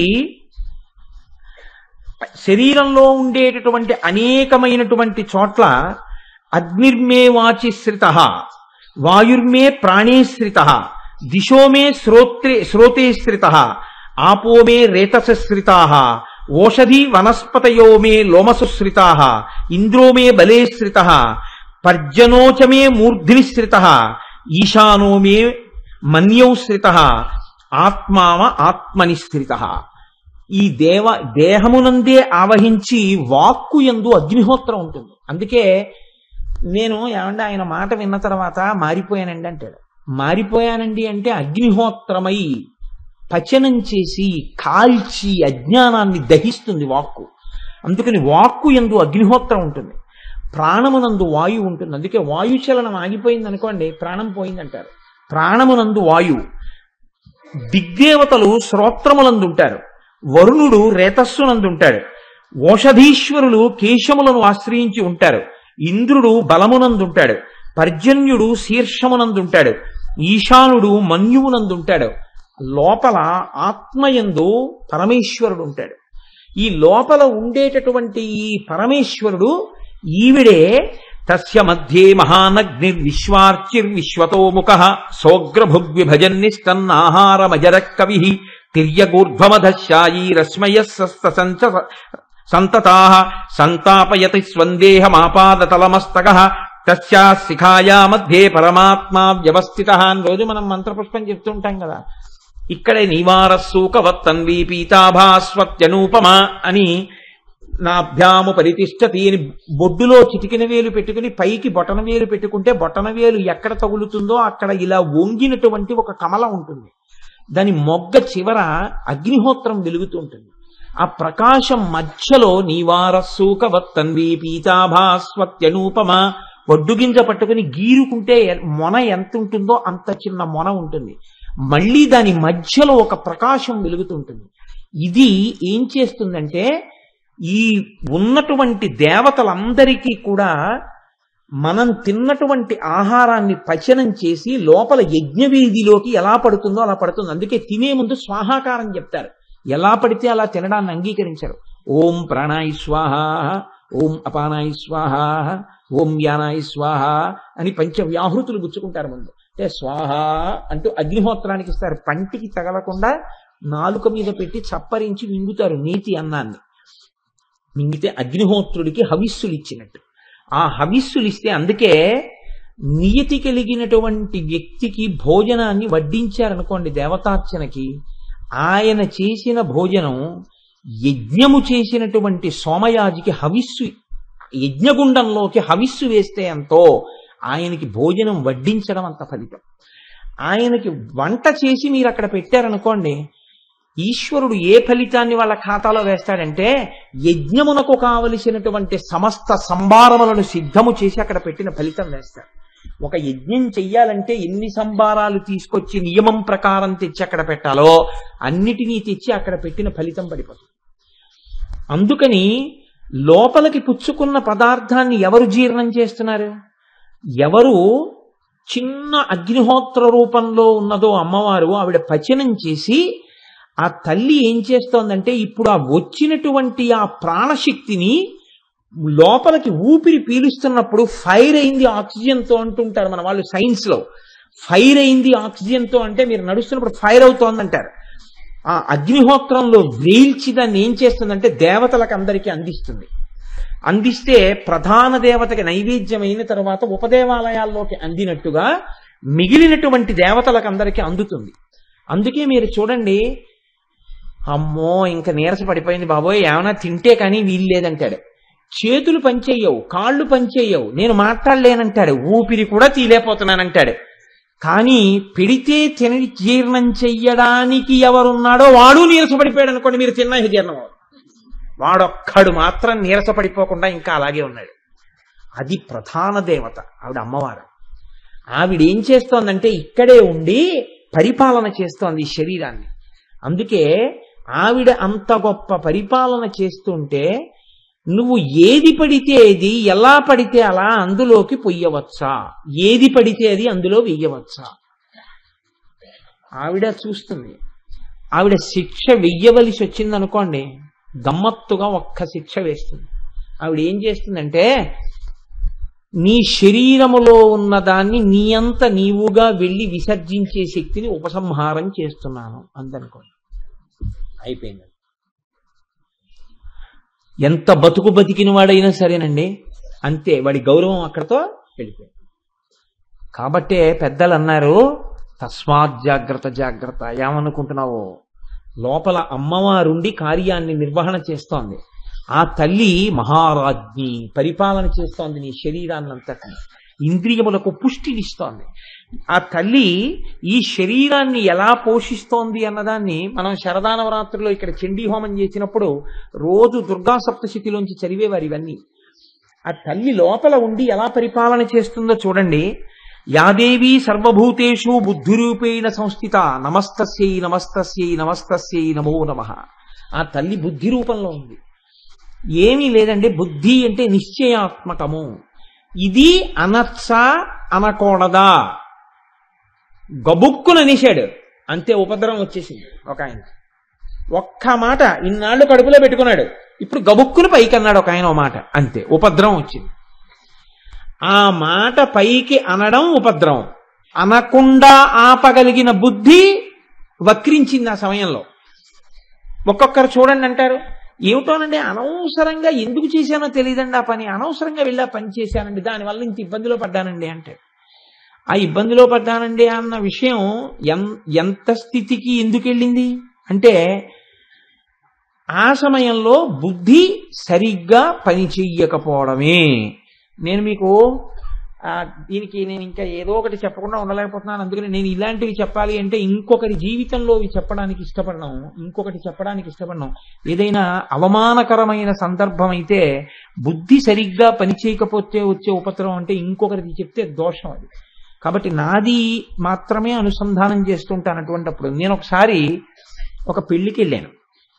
అది తెల్లవారుజామున 2 గంటల చిల్లర ముహూర్తం. ఎందుకు పుట్టిందో బుద్ధి, ఒక కొత్త తెల్ల ప్యాంటు తెల్ల చొక్కా కుట్టించుకున్నాను. ఇప్పుడు కాదులేండి, ఎప్పుడో 10 సంవత్సరాల క్రితం కుట్టించుకుని ఆ పెళ్లికి వేసుకుందాం అనిపించింది. ఆమె నా చెల్లెల వరసది, అందుకని చెప్పి చాలా సంతోషంగా ఆ ప్యాంటు చొక్కా వేసుకుని, మాకు తెలుసున్న వాళ్ళ ఇంటికి నేను మా అమ్మగారు వెడితే వాళ్ళ కారులో మేము కలిసి ఆ పెళ్లికి వెడతాం. వాళ్ళు మాకు బాగా కుటుంబపరమైన స్నేహితులు. అందులో వాళ్ళ ఇంటికి వెళ్ళాం. వాళ్ళ ఇంట్లో ఒక పెద్ద ఆల్సేషియన్ డాగ్ ఉంది. దాన్ని కట్టేసి ఉంది గొలుసుకి. అది పాపం నన్నేం అనలేదు. ఆవిడ ఓ మాట చెప్తే ఆ కుక్క వింటుంది. యజమాని యందు ప్రీతి కలిగిన కుక్క, మాట వినే కుక్క. కొందరు ఇళ్లలో ఆయన మనవాడే వినన్నా అదేం విందా కుక్క. అలాంటి కుక్కలు కూడా ఉంటాయి. కానీ ఈ కుక్క అటువంటిది కాదు. అది ఏదో తాని మానాన్ని పడుతుంది. నేను చక్కగా వాళ్ళు లోపలికి తీసుకెళ్లారు, కూర్చోబెట్టారు. ఆవిడ వచ్చేస్తున్నాను బాబు అని చెప్పి ఆవిడ గబగబా తెములుతున్నారు. తెములుతూ తెల్లార కట్ట వేళ కదా, పాపం వీడికి ఏదో కప్పు కాఫీ ఇస్తే ప్రీతి పొందుతాడు అనుకుందో ఏమో, చల్లకాలం కదా అని చెప్పి ఆవిడ నాకు ఒక కప్పు కాఫీ ఇచ్చారు. నేను ఆ సాసరు కప్పు పట్టుకుని ఇలా పెట్టుకుని తాగుతున్నాను. ఇప్పుడు ఆవిడ కాఫీ ఇచ్చారు, నేను తాగుతున్నాను. కుక్క ఆ ముందు గదిలో పడుకుని అది నా వంక చూస్తూ నోరు తెరుచుకుని ఇలా కళ్ళు మూసుకుని పెద్ద నాలుగు ఇలా వేళ్లాడేసుకుని బుర్ర కదుపుతాను. నన్ను అదేం అనలేదు. నేను దాన్ని అనడం ఎందుకు, అనవసరం కదా. కానీ నా బుద్ధి వక్రించి నేను ఏం చేశానంటే ఆ కప్పు సాసరు పట్టుకుని, ఎవ్వరు లేరు, మా అమ్మ లోపల ఆవిడతో మాట్లాడుతోంది. ఎందుకు పుట్టిందో వెర్రి బుద్ధి నాకు అర్థం కాదు. ఆ కుక్క వంక చూసి అన్నాను. అంటే అదేం చేసింది, ఒక్కసారి బౌమని లేచింది. అది ఒక్కసారి లేచేటప్పటికి అది గొలుసుతో కట్టేసి ఉంది. కానీ ఈ రెండు చేతులు గడగడగడగడ వణికిపోయి ఈ కాఫీ అంతా తెల్ల ప్యాంటు చొక్కా నిండా పడిపోయింది. ఈ అరుపు, ఈ కాఫీ కప్పు యొక్క గణగణగణగణ శబ్దానికి ఆవిడ బయటికి వచ్చి, అయ్యో అదేమిటయ్యా అలా వణికిపోతున్నావు అన్నారు. అని పాపం ఆవిడ ఆ కుక్కని నింద చేసి, బుద్ధుందా లేదా, ఎందుకు అలా అరిచావు అమ్మా, నేనే నిష్కారణంగా అలా అన్నానంటే ఆవిడ ఆ వంక వీడో పెద్ద మనిషి అని ఒక అభిప్రాయం ఉండేది ఆవిడికి. ఆవిడ నా వంక చాలా తెల్లబోయి చూశారు, ఎందుకు అలా అన్నావు మరి కుక్కని అన్నట్లుగా. కానీ అది కూడా చెప్పకపోతే చాలా దోషం అయిపోతుందని నేను చెప్పేశాను అనుకోండి, అది వేరే విషయం. కానీ ఎందుకు చేశానంటారు ఆ పని, దానివల్ల పెళ్లికి తీసుకెళ్ళింది ఆ ఒక్క జత. అప్పుడు నేను వెళ్ళి మార్చుకోవడానికి లేదు కాబట్టి ఆ కాఫీ ఒలికిపోయిన దాంతో వెళ్ళి, అవసరం ఉన్నా లేకపోయినా ఓ పెద్ద రుమాలోటి తీసుకుని ఒళ్ళో వేసి కూర్చోవడం. అంటే ఏంటి పొద్దున్నే మరకలేంటి, ఆ బట్టలు తప్ప నీకు ఇంకోటి లేవా అంటారేమోనని. ఎందుకు ఆ ప్రారంధం అంటే, కుక్కను చూసి పళ్ళికిలించడం ఏమిటి? కుక్కను చూసి పళ్ళికిలించిన వాడిని ఎంత అజ్ఞానాలు వాడు ఇవాళ మీకు ఉపన్యాసం చెప్తున్నాడంటే ఏమనుకోవాలి. అంటే అలాగని మీరు నేనేమి అస్తమానం అజ్ఞానిగా ఉండిపోతాను అనుకోకండి, కొన్నిసార్లు మంచిగానే ఉంటాను. అంటే మీకు ఎందుకు నేను చెప్పాను అంటే, యాదేవి సర్వభూతేషు బుద్ధి రూపేణ సంస్థిత. ఆ తల్లి నాకు ఆనాడు ఆ పాఠం చెప్పి ఉంది కాబట్టి ఆనాటి నుంచి ఈనాటి వరకు నేను ఎప్పుడూ కుక్కల ముందు కోతి వేషాలు, కోతి ముందు కుక్క వేషాలు ఏమి. జీవితాంతం జాగ్రత్తగా ఉండడానికి ఆ తల్లి నాకు పాఠం నేర్పి ఉండవచ్చు. కాబట్టి ఆ తల్లి బుద్ధి నిశ్చయాత్మకంగా ఉంటుంది. ఆ నిశ్చయాత్మకమైన బుద్ధి చేత మనిషి వృద్ధి పొందుతాడు. ఆ బుద్ధి రూపంలో ఉండే తల్లి అమ్మవారే. అటువంటి తల్లికి నమస్కారం. యాదేవి సర్వభూతేషు నిద్రారూపేణ సంస్థిత నమస్తస్యై నమస్తస్యై నమస్తస్యై నమో నమః. ఆ తల్లి నిద్రారూపంలో ఉంది. ఆ తల్లి నిద్రారూపంలో ఉండకపోతే అసలు ఎవ్వరు లోకంలో ఒక్కడు సుఖశాంతులతో ఉండేవాడు ఉండడు. అందరూ పిచ్చివాళ్ళు అయిపోతారు నిద్ర పట్టకపోతే. ఎవరికి ఆకలేదు, ప్రశాంతంగా ఉండడు. నిద్రారూపేణ సంస్థిత యాదేవి సర్వభూతేషు క్షుధారూపేణ సంస్థిత. మనం తినకపోతే తిను అని ఆకలి రూపంలో తల్లి మనని లేపి అన్నం పెట్టి మనకి అన్నం తినమని ఆదేశిస్తోంది. ఆకలి రూపంలో ఉంది. యాదేవి సర్వభూతేషు ఛాయారూపేణ సంస్థిత నమస్తస్యై నమస్తస్యై నమస్తస్యై నమో నమః. నీడ కనపడకపోతే 6 నెలల్లో వెళ్ళిపోతాడని గుర్తు. యాదేవి సర్వభూతేషు శక్తి రూపేణ సంస్థిత నమస్తస్యై నమస్తస్యై నమస్తస్యై నమో నమః. యాదేవి సర్వభూతేషు తృష్ణారూపేణ సంస్థిత నమస్తస్యై నమస్తస్యై నమస్తస్యై నమో నమః. మహానుభావులు 3 మాటలు నమస్కారం చేస్తూ ఋషులు 2 చేతులు ఎత్తి నమస్కారం చేశారు. ఇవన్నీ తల్లి నువ్వే మాలో ఉండి కలుపుతున్నదానివి. యాదేవి సర్వభూతేషు కాంతి రూపేణ సంస్థిత యాదేవి సర్వభూతేషు జాతి రూపేణ సంస్థిత యాదేవి సర్వభూతేషు లజ్జారూపేణ సంస్థిత యాదేవి సర్వభూతేషు శాంతి రూపేణ సంస్థిత యాదేవి సర్వభూతేషు శ్రద్ధారూపేణ సంస్థిత యాదేవి సర్వభూతేషు లక్ష్మీ రూపేణ సంస్థిత యాదేవి సర్వభూతేషు వృత్తి రూపేణ సంస్థిత యాదేవి సర్వభూతేషు స్మృతి రూపేణ సంస్థిత యాదేవి సర్వభూతేషు దయారూపేణ సంస్థిత యాదేవి సర్వభూతేషు తుష్టి రూపేణ సంస్థిత యాదేవి సర్వభూతేషు భ్రాంతి రూపేణ సంస్థిత నమస్తస్యై నమస్తస్యై నమస్తస్వై నమో నమః. చండీయాగం చేస్తే ఈ మంత్రాలతోటే హవిస్సులు ఇస్తారు అమ్మవారికి. దీని చేత ఇవన్నీ మనకి అమ్మవారి అనుగ్రహంతో సరి అయినటువంటి దిశ యందు ప్రచోదనం జరగాలని కోరుకుంటాం. కాబట్టి ఆ తల్లి కదులుతూ నిరంతరం మనని మంచివేపుకి కదుపుతోంది. ఈ కదలిక మంచివేపుకి ఉండాలి అంటే ఆ తల్లి అనుగ్రహం ఉండాలి. ఆవిడ అనుగ్రహాన్ని గుర్తించడమే, అమ్మ మనకి ఇటువంటి అనుగ్రహాన్ని ఇచ్చింది, ఆ తల్లి అనుగ్రహంతో కదులుతున్నాం. కాబట్టి చూడండి, నేను ఒక్క మాట చెప్తాను. ఈ 5 వేళ్ళు ఈశ్వరుడు ఇచ్చినటువంటివి. అందులో మీకేమి సందేహం అక్కర్లేదు. ఇందులో ఏ ఒక్క వేలు కానీ ఏ ఒక్క వేలు గోరు కానీ మనం ఎక్కడి నుంచి కొని తెచ్చి పెట్టుకున్నవి కావు. 5 వేళ్ళు ఈశ్వరుడు ఇచ్చినవైనా పూజ చేసేటప్పుడు ఈ వేలు వాడకండి అంటారు. ఏమి ఇది చేసిన పాపం అంటే ఒక్కటే కారణం, ఇలా అన్నందుకు. ఎవరి మీదకైనా యుద్ధానికి వెడితే ముందు ఇదే తయారు. దీనికి ట్రైనింగ్ లేదు. ఇలా నువ్వు ముందుకు రాని ఎవరు చెప్పలేదు. కానీ ఇలా ఎవడండవు, ఇలా అంటాడు. ఇలా అన్నాడంటే కోపానికి గుర్తు, ఇలా అన్నాడంటే కక్షకి గుర్తు, ఇలా అన్నాడంటే దౌర్జన్యానికి గుర్తు, ఇలా అన్నాడంటే వేరు చేసి చూస్తున్నాడని గుర్తు. ఇలా అన్నప్పుడల్లా ఇది సంకేతంగా నిలబడుతోంది. కాబట్టి దీనికి విశేషమైన రాక్షసీ ప్రవృత్తి ఏర్పడింది. దీనికి పూజార్హత లేదు, తీసేయడం. అయితే మనుష్య జన్మ ఎత్తి అంతటినీ పరిపాలిస్తున్నది అమ్మవారే అన్నటువంటి విషయాన్ని విస్మరించి నా అంతవాణ్ణి నేను అనుకుని అమ్మవారిచ్చినటువంటి శక్తిని దుర్వినియోగం చేసి చేసేటటువంటి కదలికలను గమనిస్తున్నది అమ్మవారే అని తెలుసుకుంటే ఎంత ఉపద్రవం ఉంటుంది ఆలోచించండి. అప్పుడు నిష్కారణమైన కదలికలు ఉండే అవకాశం ఉంటుందా? ఉండదు. కాబట్టి యాదేవి సర్వభూతేషు శక్తి రూపేణ సంస్థిత. ఏ కదలికకైనా శక్తి రూపంలో ఆవిడే ఉండి కదుపుతోంది, పరిపాలన చేస్తోంది. కాబట్టి ఆ తల్లిని శ్రీ మహారాజ్ఞి అన్న పేరుతో పిలిచారు. దీన్ని మీరు చాలా జాగ్రత్తగా గమనించవలసినటువంటి విషయాన్ని మీరు చూడండి. ఇది కేవలం అమ్మవారికి మహారాజ్ఞి అన్న పేరుతో పిలవబడుతోంది అని మీరు అనుకుంటే దాని వలన పెద్ద ప్రయోజనం ఉంటుంది అని నేను అనుకోను. కొందరు పెద్దలు వ్యాఖ్యానంలో చాలా గమ్మత్తైన మాట ఒకటి అన్నారు. ఆమె యశస్విని, కొందరికి కీర్తినిస్తుంది. కొంతమందిని చూడగానే ఏం చేస్తారు? నమస్కారం చేస్తారు. కొంతమంది అలా వెళ్ళిపోతూ ఉంటారు. అలా వెళ్ళిపోతుంటే ఆయన ఏం చూడలేదు అసలు. అలా వెళ్ళిపోతూ ఆయన ఇలా 2 పక్కలకి చూస్తూ ఏం వెళ్ళటలేదు. ఆయన వెళ్ళిపోతున్నాడు. ఆయన వెళ్ళిపోతుంటే కూర్చున్న వాళ్ళు లేచి నిలబడతారు. ఆయన వెడుతున్నారు, బాగుండదు. గట్టిగా మాట్లాడుకుంటున్నారు, ఆయన వెడుతున్నారు, బాగుండదని ఆగారు.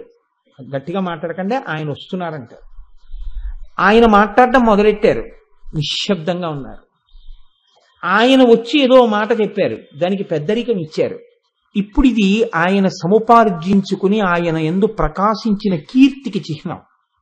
ఆయనకి ఆబాల గోపాలను నమస్కారం చేస్తారు. పసిపిల్లల దగ్గర నుంచి వృద్ధుల వరకు నమస్కరిస్తున్నారు. ఒక చంద్రశేఖర పరమాచార్య స్వామి వంటి మహాపురుషులు అలా వెళ్ళిపోతున్నారు అనుకోండి, ఎవరు లేవకుండా నిలబడతారు చెప్పండి? ఎవరు నమస్కరించకుండా ఉంటారు? వారొక మాట చెప్తే కాదనగలిగినంత ధైర్యం ఎవరికి ఉంటుంది? అంతటి కీర్తి వారి యందు ఎలా ప్రకాశించింది? దానికి ఒక్కటే కారణం, వారు నిరంతరము శక్తి అనుసంధానం చేస్తారు. ఏది చేస్తున్నా నాకు ఉన్న ఈ శక్తిని నేను ఇలా దుర్వినియోగం చేయవచ్చా? వద్దు, దీన్ని సద్వినియోగమే చేస్తాను. ఎవరు తనలో ఉన్నటువంటి శక్తిని సద్వినియోగం చెయ్యడం కోసమే పాటుపడతారో వారిని అమ్మవారు కీర్తి రూపంలో ప్రకాశింపచేసి అనుగ్రహిస్తుంది. అందుకే వారు కీర్తివంతులవుతారు. పోతన గారు ఒక అద్భుతమైన మాట అంటారు, కారే రాజులు రాజ్యములు గెలువరే గర్వోన్నతిం పొందరే, వారేరి సిరి మూట కట్టుకొని పోవంజాలిరే, భూమిపై పేరైనన్ కలదే, శిబి ప్రముఖులను ప్రీతిన్ యశక్కాములై ఈరే కోర్కెలు వారలంతలపరే ఇక్కలమున్ భార్గవ. లోకం ఎవరిని జ్ఞాపకం పెట్టుకుంటుంది అంటే ఎవరు తను బతికుండగా శక్తిని సక్రమంగా వినియోగం చేసి కీర్తిని గడించాడో అటువంటి మహాపురుషుణ్ణి మాత్రమే జ్ఞాపకం పెట్టుకుంటాడు. అందుచేతనే శక్తిని సద్వినియోగం చేసుకున్నవాడు కీర్తి రూపంలో అమ్మవారి చేత పరిపాలింపబడి యశస్సుని పొందినవాడుగా ప్రకాశిస్తాడు. అపకీర్తిని పొందినవాడు అంటే వాడు అమ్మవారి అనుగ్రహాన్ని కోల్పోయి తన శక్తిని తాను విచక్షణతో కాకుండా విచక్షణారహితంగా వినియోగించినవాడు. అందుకే వాడు మళ్ళీ కీర్తివంతుడు కాగలడా? కాగలడు. ఎప్పుడు కాగలడు? అమ్మవారి అనుగ్రహంతోనే కాగలడు. మళ్ళీ వాడు అమ్మవారి పాదములు పట్టుకోగలిగాడు అనుకోండి, అంతే, వాడు ఎంతటి కీర్తివంతుడైనా అవుతాడు. కావలసింది ఒక్కటే, లోపల ఉండేటటువంటి పరిపాలనాంశ కలిగిన అమ్మవారిని నువ్వు దృష్టిలో పెట్టుకోవడమే. దృష్టిలో పెట్టుకున్న నాడు నీకే ఇబ్బంది ఉండదు. ఇదంతా తల్లి పరిపాలన చేస్తోందనేటటువంటి వివేకంతో నువ్వు ప్రవర్తించగలగడం. కాబట్టి ఇది శ్రీ మహారాజ్ఞి.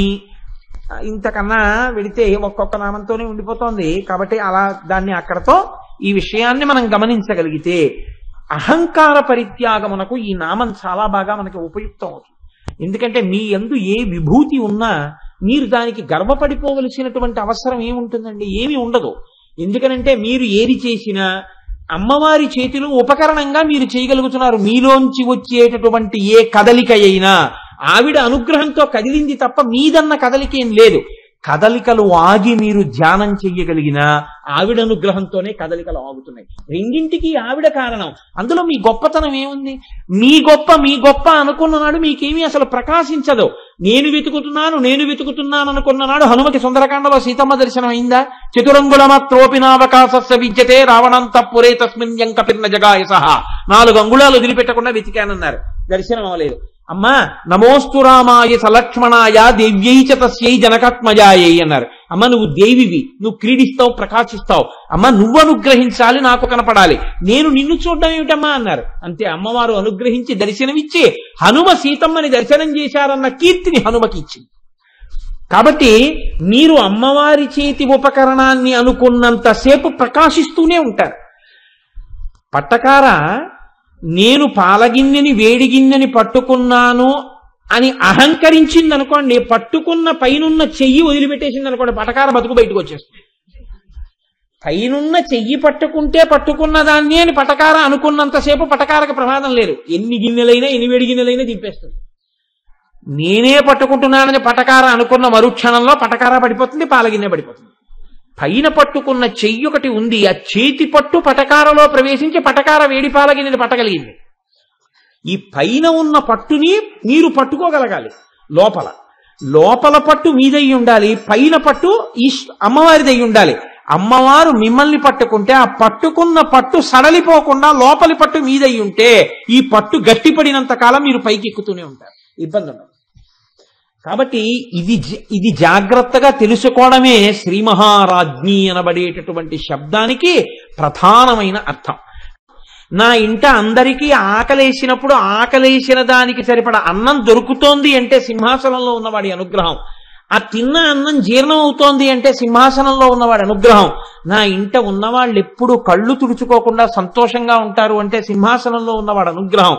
వాడు క్రూరుడై నా పట్ల అమర్యాదతో, నా పట్ల తీక్ష్ణ దృష్టితో కాకుండా నా పట్ల ప్రసన్నుడై పరిపాలిస్తున్నాడు, ఎంతో సంతోషంగా పరిపాలన చేస్తున్నాడు. వాడు పరిపాలకుడు, అందుకని వాడు ఒక్కడే సింహాసనంలో ఉంటాడు. మిగిలిన వాళ్ళందరం సింహాసనంలో ఉన్నవాడిని అర్చించడానికి నేను పేటో గర్భాసనమో వేసుకుంటాను, నేను సింహాసనం వేసుకోను. సింహాసనం ఒక్కడికే. ఎవరికి? ప్రభువుకొక్కడికే. పరిపాలించేవాడెవడో వాడే సింహాసనం మీద కూర్చుంటాడు. మూర్ధాభిషిక్తుడిని చేశారంటారు. ఇంకా పరిపాలన చెయ్యడం మొదలు పెట్టాడు ఈయన. గుర్తేమిటి? ఆయన సింహాసనం మీద కూర్చోబెడతారు. ఆయన సింహాసనం మీద కూర్చున్నాడు, పరిపాలన చేస్తాడు. అందుకే దానికి పంచముఖము అని, పంచాననము అని పేరు. పంచాననము అంటే విశాలమైనటువంటి ముఖంతో ఉంటుంది. అది సింహము పరిపాలన చేస్తుంది. సింహానికి పరిపాలనాంశ వేరొకరు ఇచ్చింది కాదు, తనంత తానుగా ఉంటుంది. అది సింహం పిల్లైనా సరే పరిపాలనాంశంతో ఉంటుంది.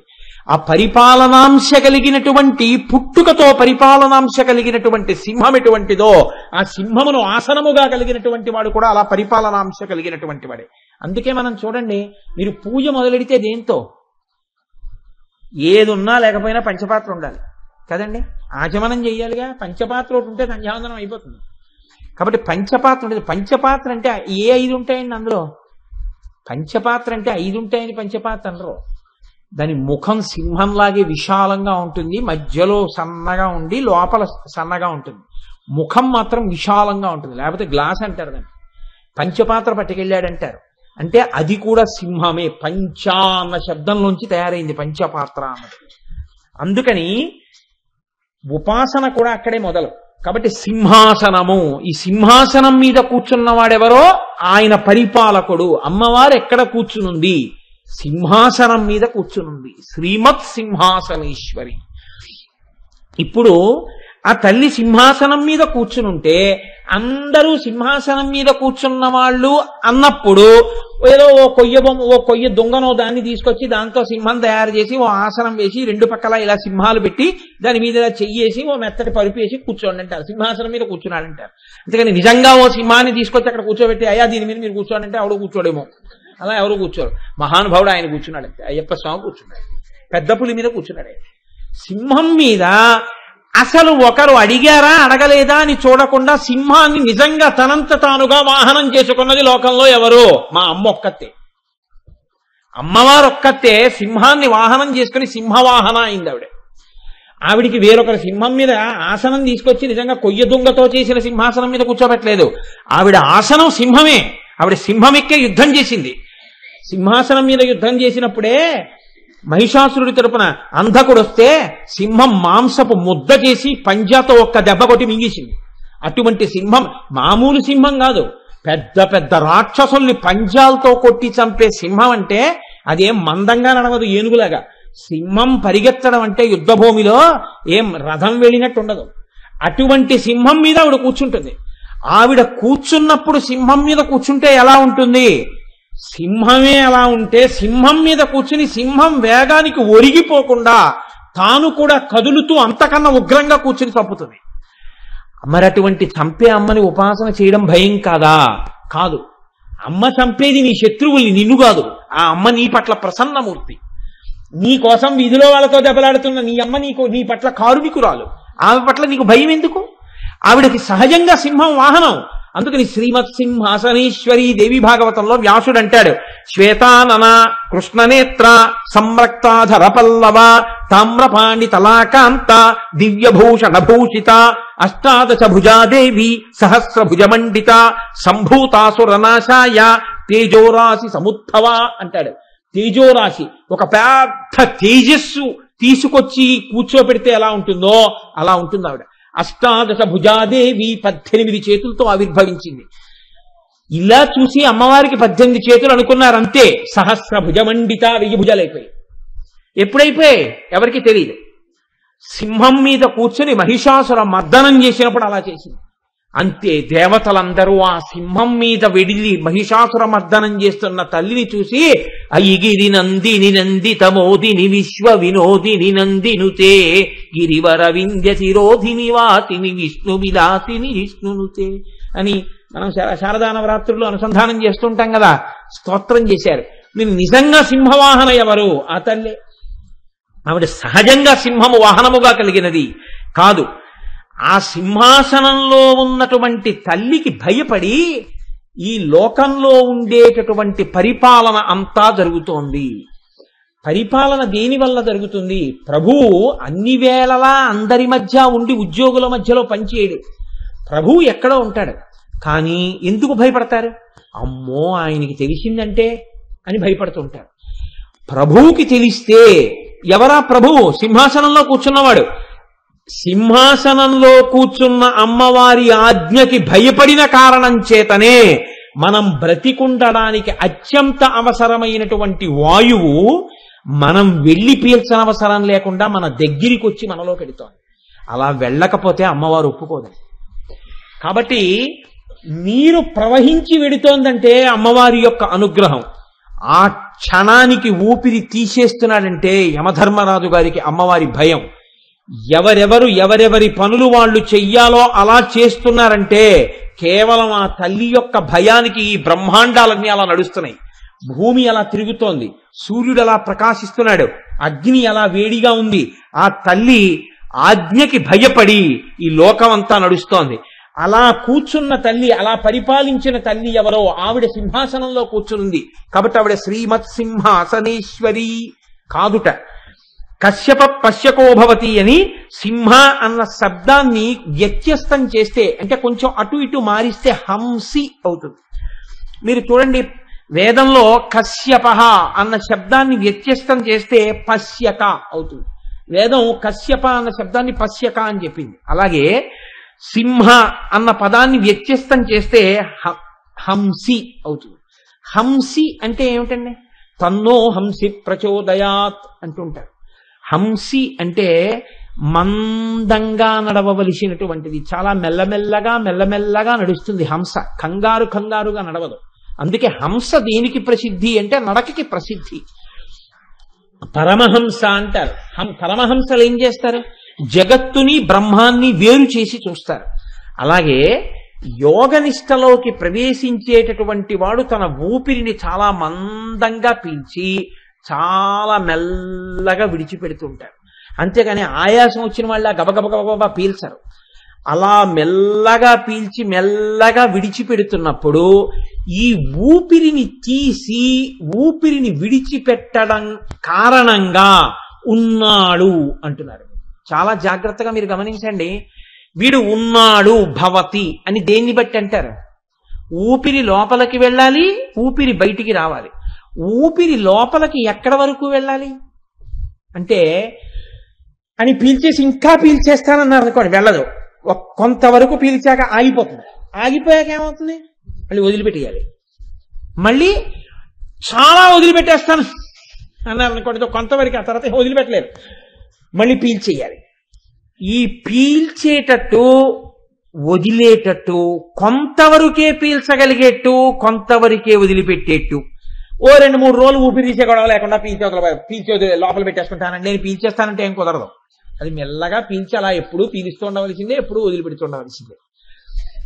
ఇలా పీల్చి ఇలా విడిచిపెట్టేటటువంటి ఊపిరి రూపంలో హంసగా లోపలికి బయటకి లోపలికి బయటకి తిరుగుతోంది ఒక ఆవిడే హంస నడక, మెల్లగా నడుస్తోంది బయటికి లోపలికి. ఆవిడ నడుస్తోంది కాబట్టి ఆవిడ ఎక్కడ వరకు చేరుతోందో ఇంకా తీయలేక ఆగిపోయిన స్థానం ఆవిడ పాదాల దగ్గరికి వెళ్ళి ఆగింది. అది కలుషితం అయ్యాక అక్కడ ఉన్న మలినాల్ని పట్టుకున్న తర్వాత మళ్ళీ ఉంచడం కోసం ఆ ప్రాణిని ఆవిడ మళ్ళీ ఆ మలినములతో ఉన్నదాన్ని బయటికి వదిలిపెట్టిస్తోంది, మళ్ళీ మంచి గాలిని తీయిస్తోంది. ఇలా తీయించి విడిచిపెట్టి తీయించి విడిచిపెట్టి లోపల కూర్చుని హంసగమనంగా నడిపిస్తున్న తల్లి ఇక్కడ సింహాసనంలో కూర్చునుంది. ఆవిడ పాదముల వరకే వెడుతుంది, ఆవిడ దగ్గర నుంచే వస్తుంది. ఆవిడ సింహాసనంలోంచి లేచిపోయింది అనుకోండి, శివం శవం, ఇక తీయదు, ఇక వదలదు. తీసినది వదలదు, వదిలినది తీయదు. కాబట్టి ఎక్కడుంది ఇప్పుడు శ్రీమత్ సింహాసనేశ్వరి? ఇక్కడే ఉంది. కాబట్టి సింహాసనం ఎక్కడుంది? ఈ హృదయ గుహలోనే ఉంది. ఇక్కడుంది ఆవిడ దర్బార్. ఆవిడ ఇక్కడ కూర్చుని ఆవిడ ఎంతసేపు అంటుందో అంతసేపు హంస తిరుగుతుంది. ఆవిడ అని లేచిందనుకోండి ఆగిపోయింది. కాబట్టి అమ్మా నువ్వు ఎక్కడున్నావు? ఇక్కడున్నావు. మత్సింహాసనేశ్వరి, నా సింహాసనంలో కూర్చునున్నది ఎవరావిడ? శ్రీ. ఆవిడ ఉండబట్టి శోభ, ఉన్నానని గుర్తు. కాబట్టి శ్రీ మత్సింహాసనేశ్వరి, ఇక్కడే ఉన్న శ్రీస్వరూపమై మంగళప్రదమై శోభనప్రదమై శుభప్రదమై ఇక్కడే ఉన్న తల్లి. నాకిప్పుడు మీరు ఒక్క మాట చెప్పండి. లలితా సహస్రనామం చదువుతూ శ్రీమాత శ్రీ మహారాజ్ఞి శ్రీమత్సింహాసనేశ్వరి అని పీల్చేటప్పటికి ఆవిడ ఎక్కడుంది? సాధారణంగా దీని తర్వాతే పీల్చాలి మీరు. అక్కడే ఉంది ఆవిడ. ఊపిరి ఎక్కడికి ఎడుతోందో అక్కడే ఉంది. ఆ స్పృహ మీకు కలిగింది అనుకోండి, ఆగిపోదండి ఆ నామాలు చెప్పడం. ఓ ఇక్కడే శ్రీమత్ సింహాసనేశ్వరి, అక్కడికే వెళుతోంది ఊపిరి, అక్కడి నుంచే వస్తోంది. ఆ రావడం వెళ్ళడం ఆవిడ అనుగ్రహంతో జరుగుతున్నాయి. హంస రూపంలో కదులుతోంది మెల్లగా. ఆ తల్లి ఇక్కడే ఉంది, ఆవిడ చరణ పద్మముల దగ్గరికే వెళ్ళొస్తోంది ఊపిరి అన్న భావన మీరు చెయ్యగానే తర్వాత నామం మీకు ఎలా గుర్తొస్తుంది? మనసు దాన్ని వదిలిపెట్టి లోపలికెళ్ళి ఈ దర్శనం మొదలెట్టింది, ఆగిపోయింది. అంటే నిజంగా లలితా సహస్రం వాడు చదివాడు. అందుకని లలితా సహస్రం అర్థమై చదవడం అంటే ఏంటి? అక్కడ దర్శనం పొందేశారు. లలితా సహస్రం ఏ నామం దగ్గర మీరు అనుభవించి ఆగిపోయారో అక్కడ మీ జన్మ ధన్యమైపోయింది. ఎప్పుడూ ఆగకుండా చక్కగా చదివేస్తున్నాను, ఎప్పటికీ మీరు రమించలేదని గుర్తు. కదండి. కాబట్టి శ్రీమత్ సింహాసనేశ్వరి ఇక్కడే ఉందా తల్లి? కాదు. దీనికి ఇంకొక అర్థం ఏమిటో తెలుసా అండి? శ్రీమత్ సింహాసనేశ్వరి అంటే ఆ తల్లి ఉపనిషత్ అంది యత్ ప్రయంత్యభిసంవిశంతి అంది. ఈ లోకములన్నీ ఎందులోంచి వచ్చాయో అందులోకే వెళ్ళిపోవాలి. మళ్ళీ నేను మీతో ఈ మధ్యనే ఇలా ఉంది, ఎప్పుడో మాట అన్నాను, ఈ సభలో అన్నాను, ఏ సభలో అన్నాను, సభ తర్వాత సభ, సభ తర్వాత సభ, ఊరి తర్వాత ఊరులో నేను ఎక్కడేం చెప్పానో నాకే గుర్తుండట్లేదు. జీవితం అనగా ఏమి? పంచభూతములలోంచి వచ్చి పంచభూతములలోకి వెళ్ళిపోవడానికి మధ్యలో ఉన్నటువంటి స్థితి. నటుడు అంటే ఏంటంటే, నటన అంటే ఏంటి? నటన అంటే రంగు వేసుకుని వేదిక మీద ఎక్కి ఆడిన కొంతకాలము, దాన్ని నటన అంటారు. అలాగే జీవితం అనగా ఏమి? ఈ పంచభూతములలోంచి పైకొచ్చి మళ్ళీ పంచభూతాల్లోకి వెళ్ళిపోవడానికి మధ్యలో ఉన్నటువంటి సంధి కాలానికి జీవితం అని పేరు. ఈ జీవితం అనేటటువంటిది ఏది ఉన్నదో ఆ జీవితమునందు మీరు ఇంద్రియములతో, మనస్సుతో, 3 అవస్థలతో ఉన్నారు. తర్వాత ఈ పంచభూతాలతో ఉన్న శరీరం ఏమవుతోంది? మళ్ళీ పంచభూతాల్లోకే వెళ్ళిపోతాం. ఈ వెళ్ళిపోయేటట్టుగా చేసేటటువంటి ప్రక్రియ ఏది ఉందో అది సమస్త భూతములను, ఈ లోకంలో ఎన్నున్నాయో అన్నీ ఎక్కడికెడతాయి? ఈ పంచభూతాల్లోకే వెడతాయి. అది ఎంత గొప్ప శరీరమైనా కానివ్వండి, ఎక్కడికెడతాయి? ఆ పంచభూతాల్లోకే వెళ్ళిపోతాయి అంతే. ఈ పంచభూతాల్లోకి వెళ్ళిపోయేటట్టుగా చేసేటటువంటి శక్తి ఏది? ఆ శక్తినే యత్ ప్రయంత్యభిసంవిశంతి, అలా వెళ్ళిపోయేటట్టుగా చేసిన శక్తిని సంహార ప్రక్రియ అంటారు. ఇది చాలా గమ్మత్తుగా ఉంటుంది. మనుష్యుడైతే తీసుకెళ్లి ఎక్కడో కలిపేస్తారు, ఎవరో ఒకళ్ళు తీసుకెళ్లిపోతారు. ఈ మధ్య ధూర్తులు బయలుదేరి 3 రోజులు అమ్మని కూడా తీసుకెళ్లకుండా ఇళ్లలో ఉంచిన వాళ్ళు పుట్టుకొస్తున్నారు అని తెలియం. కాబట్టి ఉండొచ్చు, ఎక్కడో ఒక్కడో ధూర్తుడు ఉండొచ్చు, దాని చేత 1,000,000 మంది మంచి వాళ్ళని తప్పు పట్టడానికి ఉండదు. మీరు చూడండి, లోకంలో పిపీలికాది పర్యంతంలో అనేక ప్రాణులు పుడుతున్నాయి, అనేక ప్రాణులు వెళ్ళిపోతున్నాయి. మరి ఈ ప్రాణులన్నింటికీ ఎవరు చేస్తున్నారు అంత్యేష్టి సంస్కారం? ఇప్పుడు ఒక ప్రాణి పంచభూతాల్లో కలిసిపోవడం అంటే కదలిక కదండి. అది కూడా మీరు కొంచెం జాగ్రత్తగా ఆలోచించండి. మీకు తేలికగా చెప్పారంటే ఒక కుక్క ఉందండి, కుక్క కదులుతోంది, ఉంది, కుక్క పడుకుంది, కదలిక లేదు కదండి. మరి బతికుందని గుర్తు ఏంటి? ఇక్కడే భగవాన్ రమణులు ఒక అత్యద్భుతమైన మాట అన్నారు. యజమాని పగటి పూటంతా తిరిగాడు, రాత్రి యజమాని తలుపులన్నీ వేసేశాడు, లైట్లన్నీ ఆర్పేశాడు. ఒక చిన్న లైట్ వెలుగుతోంది, అది యజమాని ఉన్నా వెలుగుతుంది, లేకపోయినా వెలుగుతుంది, ఆయన లైట్ నుంచి వెళ్ళిపోతుంటాడు ఎక్కడికన్నా వెడితే. ఒక లైట్ వెలుగుతోంది, తలుపులు వేసేసి ఉన్నాయి, ఎక్కడ అలికిడి లేదు, యజమాని గాఢ నిద్రపోతున్నాడు. కానీ ఇప్పుడు మీరు యజమాని ఇంట్లో లేడు కదా, యజమాని ఉన్నాడో లేడో తెలియని స్థితి, లేడనుకుని ఆ ఇంటి లోపలికి వెళ్ళారు.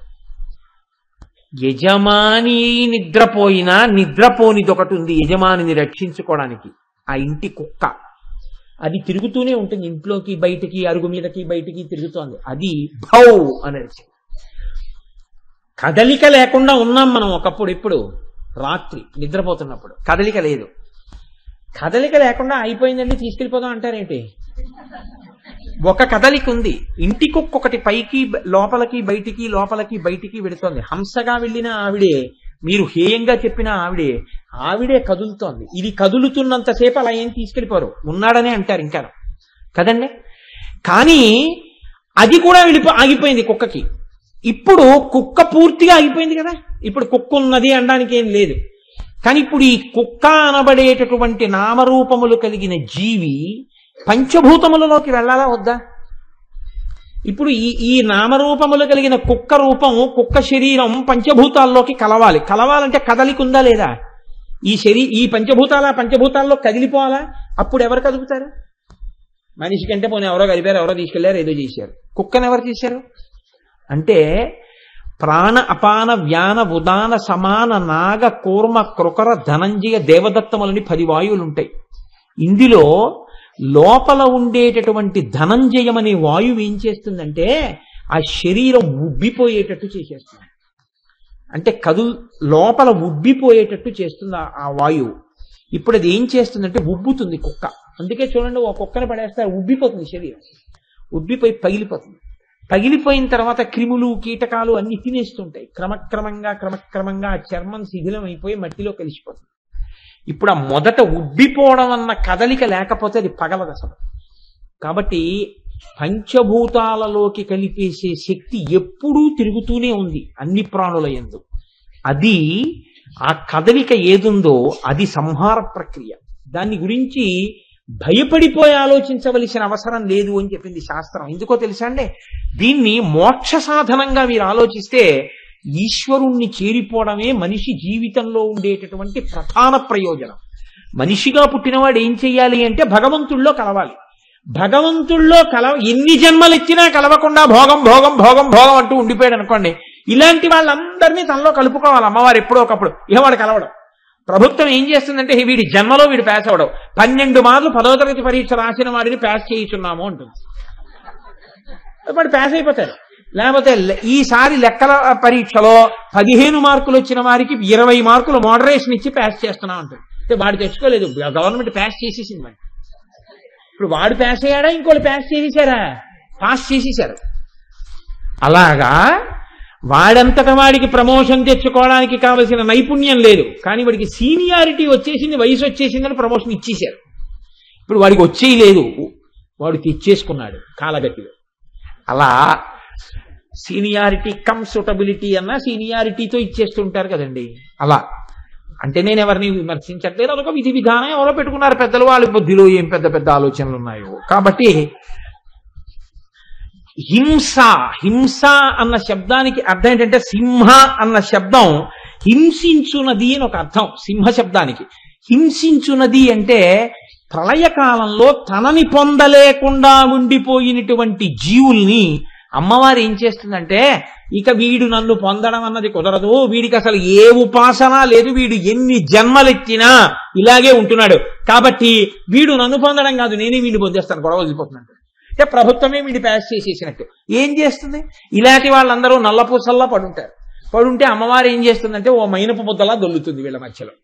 ఇప్పుడు నల్లపూసలు మైనపు ముద్ద కంటుకున్నాయా? మైనపు ముద్ద వచ్చి నల్లపూసలను అంటించుకుందా? మైనపు ముద్ద అంటించుకుంది, అమ్మవారే పొందేసింది. అదే సింహాసనేశ్వరి అంటే అమ్మవారే పొందినది, హింసించున్నది అని మీరు అర్థం చెప్పారనుకోండి, అప్పుడు దాని వ్యగ్రత కనపడుతుంది. అందులో కాదు, అందులో కారుణ్య దర్శనం చేయాలి. అమ్మ అంటే దయ, అమ్మ అంటే కారుణ్యం. అందుకని అమ్మ చేసేటటువంటి సంహార ప్రక్రియ యందు అమ్మ పొందడంలో జీవుల్ని అనుగ్రహించి వాళ్ళని తనలోకి కలిపేసుకుని మోక్షం ఇస్తోంది తప్ప అమ్మవారు హింసించడం ప్రధానంగా ఉన్నది కాదు. కాబట్టి ఎంతటి దయాశాలి అంటే మనం పొందలేకపోతే ఆవిడే ఆఖరికి మనని తనలో కలిపేసుకోగలిగినంత ఔదార్యమూర్తి. ఈ మాట చెప్పడమే శ్రీమత్ సింహాసనేశ్వరి. ఇటువంటి శ్రీమత్ సింహాసనేశ్వరి అయినటువంటి తల్లిని 5 సింహాసనం అని చెప్తే ఈ 5 శాక్తేయ ప్రణవములు అన్నారు. ఇది మంత్రశాస్త్ర రీత్యా మీకు అక్కడక్కడా నేను చూపిస్తాను అన్నాను. శ్రీం హ్రీం క్లీం ఐం సౌహ్ అనేటటువంటి 5 బీజాక్షరాల్ని సింహాసనంగా చేసుకుని అమ్మవారు కూర్చుంటుంది. కాబట్టి శ్రీమత్ సింహాసనేశ్వరి, 4 దిక్కులు మధ్యలో కూర్చున్న అమ్మ, అదే ఆవిడ సింహాసనం. తూర్పు, పశ్చిమం, ఉత్తరం, దక్షిణం, ఈ 4 దిక్కులు మధ్యలో ఆవిడ కూర్చున్న ప్రదేశం, ఇదంతా కలిపి ఆవిడ సింహాసనం. కాబట్టి ఇప్పుడు ఆవిడ సింహాసనం ఎంతది, అంతటా నిండిపోయి ఉంటుంది. అలాగే పంచభూతాల మీద ఆవిడ అధివసించి ఉంటుంది. అవే ఈ పంచభూతములుగా మనం ఏం చెప్తామో అటువంటి పృథివీ ఆపస్తేజో వాయు ఆకాశములు, ఈ 5 అమ్మవారి సింహాసనంగా ఉండి దాని మీద ఉంటుంది. పంచముఖములు కలిగినటువంటి సజ్జోజాత అఘోర తత్పురుష వామదేవ ఈశానములు అనేటటువంటి 5 ముఖములతో 5 క్రియలు చేసేటటువంటి తత్వాన్ని అధిరోహించి ఉంటుంది. పంచప్రేతాసనాసీనయై బ్రహ్మ విష్ణు రుద్ర ఈశ్వర సదాశివులు అనేటటువంటి 4 కోళ్లు ఒక తల్పం ఉన్న సింహాసనం మీద కూర్చుంటుంది. ఇన్ని రకాలుగా ఆవిడ శ్రీమత్ సింహాసనేశ్వరి. ఆవిడ చిదగ్నికుండ సంభూత. సంభూత అంటే ప్రభవించింది. ఆవిడ చిదగ్నికుండంలోంచి వచ్చింది. మీరు ఒక్క విషయం ఆలోచించండి కొంచెం జాగ్రత్తగా. అసలు అగ్ని యందు సంభవించే ప్రాణి ఉంటుందా? లోకంలో ప్రాణి అగ్ని యందు తన రూపాన్ని కోల్పోతుంది తప్ప అగ్నిలోంచి ప్రాణి పుట్టదు, ఎక్కడా పుట్టదు అగ్నిలోంచి ప్రాణి. అగ్నికుండంలోంచి ఆవిడ ఎలా పుట్టిందండి? అంటే వసిన్యాది దేవతలు అంటున్నారు, ఆ తల్లి చిదగ్నికుండ సంభూత, ఆవిడ పుట్టింది మామూలు అగ్నికుండం కాదు, చిదగ్నికుండం. ఏమిటా చిదగ్నికుండం? ఎక్కడుంది ఆ చిదగ్నికుండం అంటే, బాహ్యమునందు భండాసురుడు పెట్టినటువంటి బాధలు భరించలేనటువంటి దేవతలందరూ కలిసి పెద్ద హోమకుండాన్ని ఏర్పాటు చేసి అందులో పరమశివుడు తీసుకొచ్చినటువంటి వాయువుని అగ్నిగా నిక్షేపించి తమ యొక్క శరీర భాగములను హవిస్సులుగా సమర్పిస్తే అందులోంచి అమ్మవారు ఆవిర్భవించింది. అందులో మామూలు కట్టెలు వెయ్యలేదు. అలాగే మనందరిలో కూడా చిదగ్నికుండం ఉంటుంది. అసలు ఆ చిదగ్నికుండంలోంచి ఆవిర్భవిస్తున్న అమ్మవారిని చూడాలి. ఆ ఆవిర్భావం చూడాలంటే ఈ కళ్ళు మూసుకుని మీరు లోపలికి వెళ్ళాలి. అంతర్ముఖ సమారాధ్య బహిర్ముఖ సుదుర్లభ, బయట దొరకదు ఆవిడ. ఇక్కడ ఉంటుంది చిదగ్నికుండం.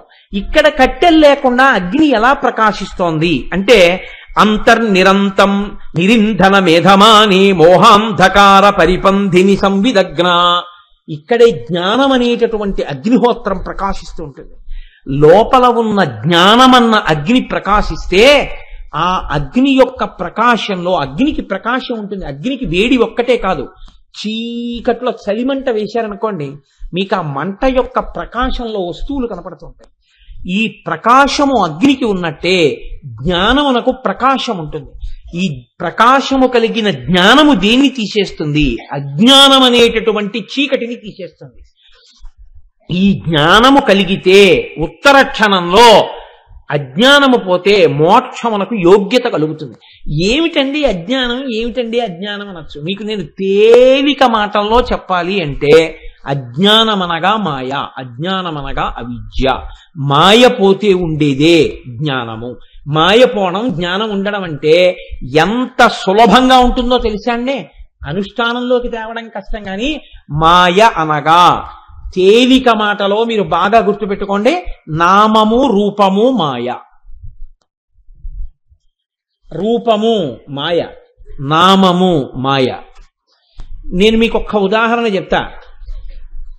ఒక మట్టి ముద్ద ఒకటి ఉంది. ఇప్పుడు ఈ మట్టి ముద్దని తీసుకొచ్చి నేను ఆ మట్టి ముద్దతో ఒక ప్రమిద చేసి అక్కడ పెట్టాను. ఇది ఏమిటి అని అడిగాను. మీ అందరికీ చూపించి ఇది ఏమిటి? ప్రమిద అన్నారు. ప్రమిద అన్నది ఏమిటి? దాని పేరు. ఇప్పుడు నేను ఏం చేశానంటే, దీన్ని, ఈ ప్రమిదని తీసుకొచ్చి పగల కొట్టేసి నీళ్లు పోసి మళ్ళీ మట్టితో ముద్ద చేసి, ఇప్పుడు దాంతోనే ఒక చిన్న కుండి ఒకదాన్ని, తులసి కోటను ఒకదాన్ని తయారు చేసి పైకెత్తి ఇదేమిటి అన్నారు.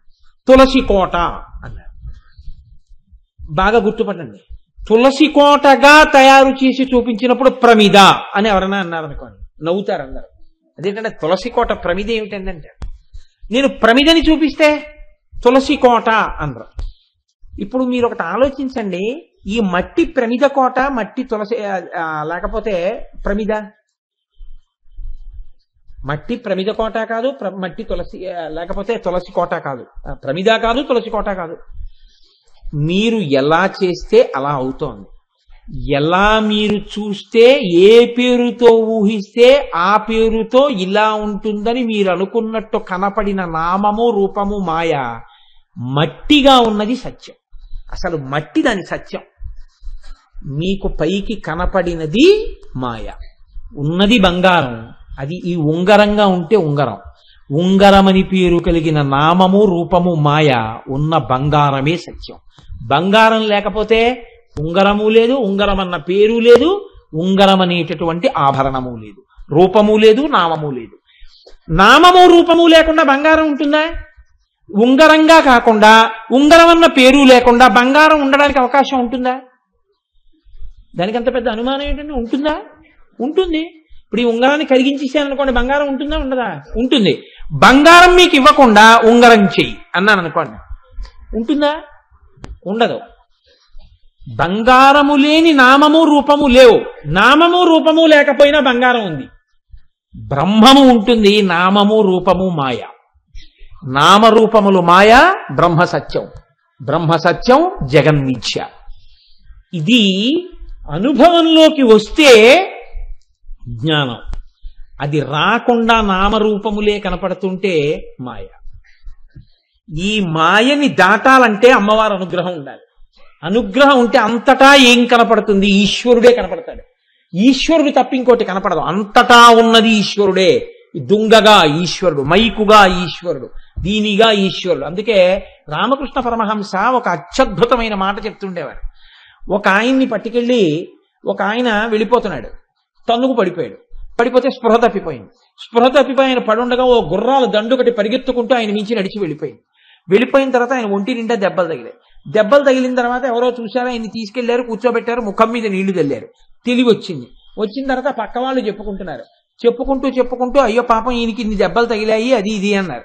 అన్న తర్వాత ఈయన్ని అడిగారు తెలివి ఉందో లేదో అని, ఏమైంది నీకన్నారు. ఆయన అన్నాడు, ఈశ్వరుని అనుగ్రహము చేత నాకు ఎదురు దెబ్బ తగిలి పడిపోయినాను, ఈశ్వరానుగ్రహము చేత తెలివి తప్పినది, ఈశ్వరానుగ్రహము చేత గుర్రపు దండు పరిగెత్తినది, ఈశ్వరానుగ్రహము చేత దెబ్బలు తగిలినవి, ఈశ్వరానుగ్రహముతో మీరు నన్ను పైకెత్తారు, ఈశ్వరానుగ్రహము చేత నీళ్లు చల్లారు, ఈశ్వరానుగ్రహము చేత తెలివి వచ్చిందన్నాడు. ఇప్పుడు ఆయనకి ద్వంద్వాలు లేవు. దెబ్బలు తగిలినా ఈశ్వరానుగ్రహమే, నీళ్లు చల్లినా ఈశ్వరానుగ్రహమే. ఆయన మాయకి వశుడై లేడు, అన్నిటా ఈశ్వరానుసంధానమే చేస్తున్నాడు.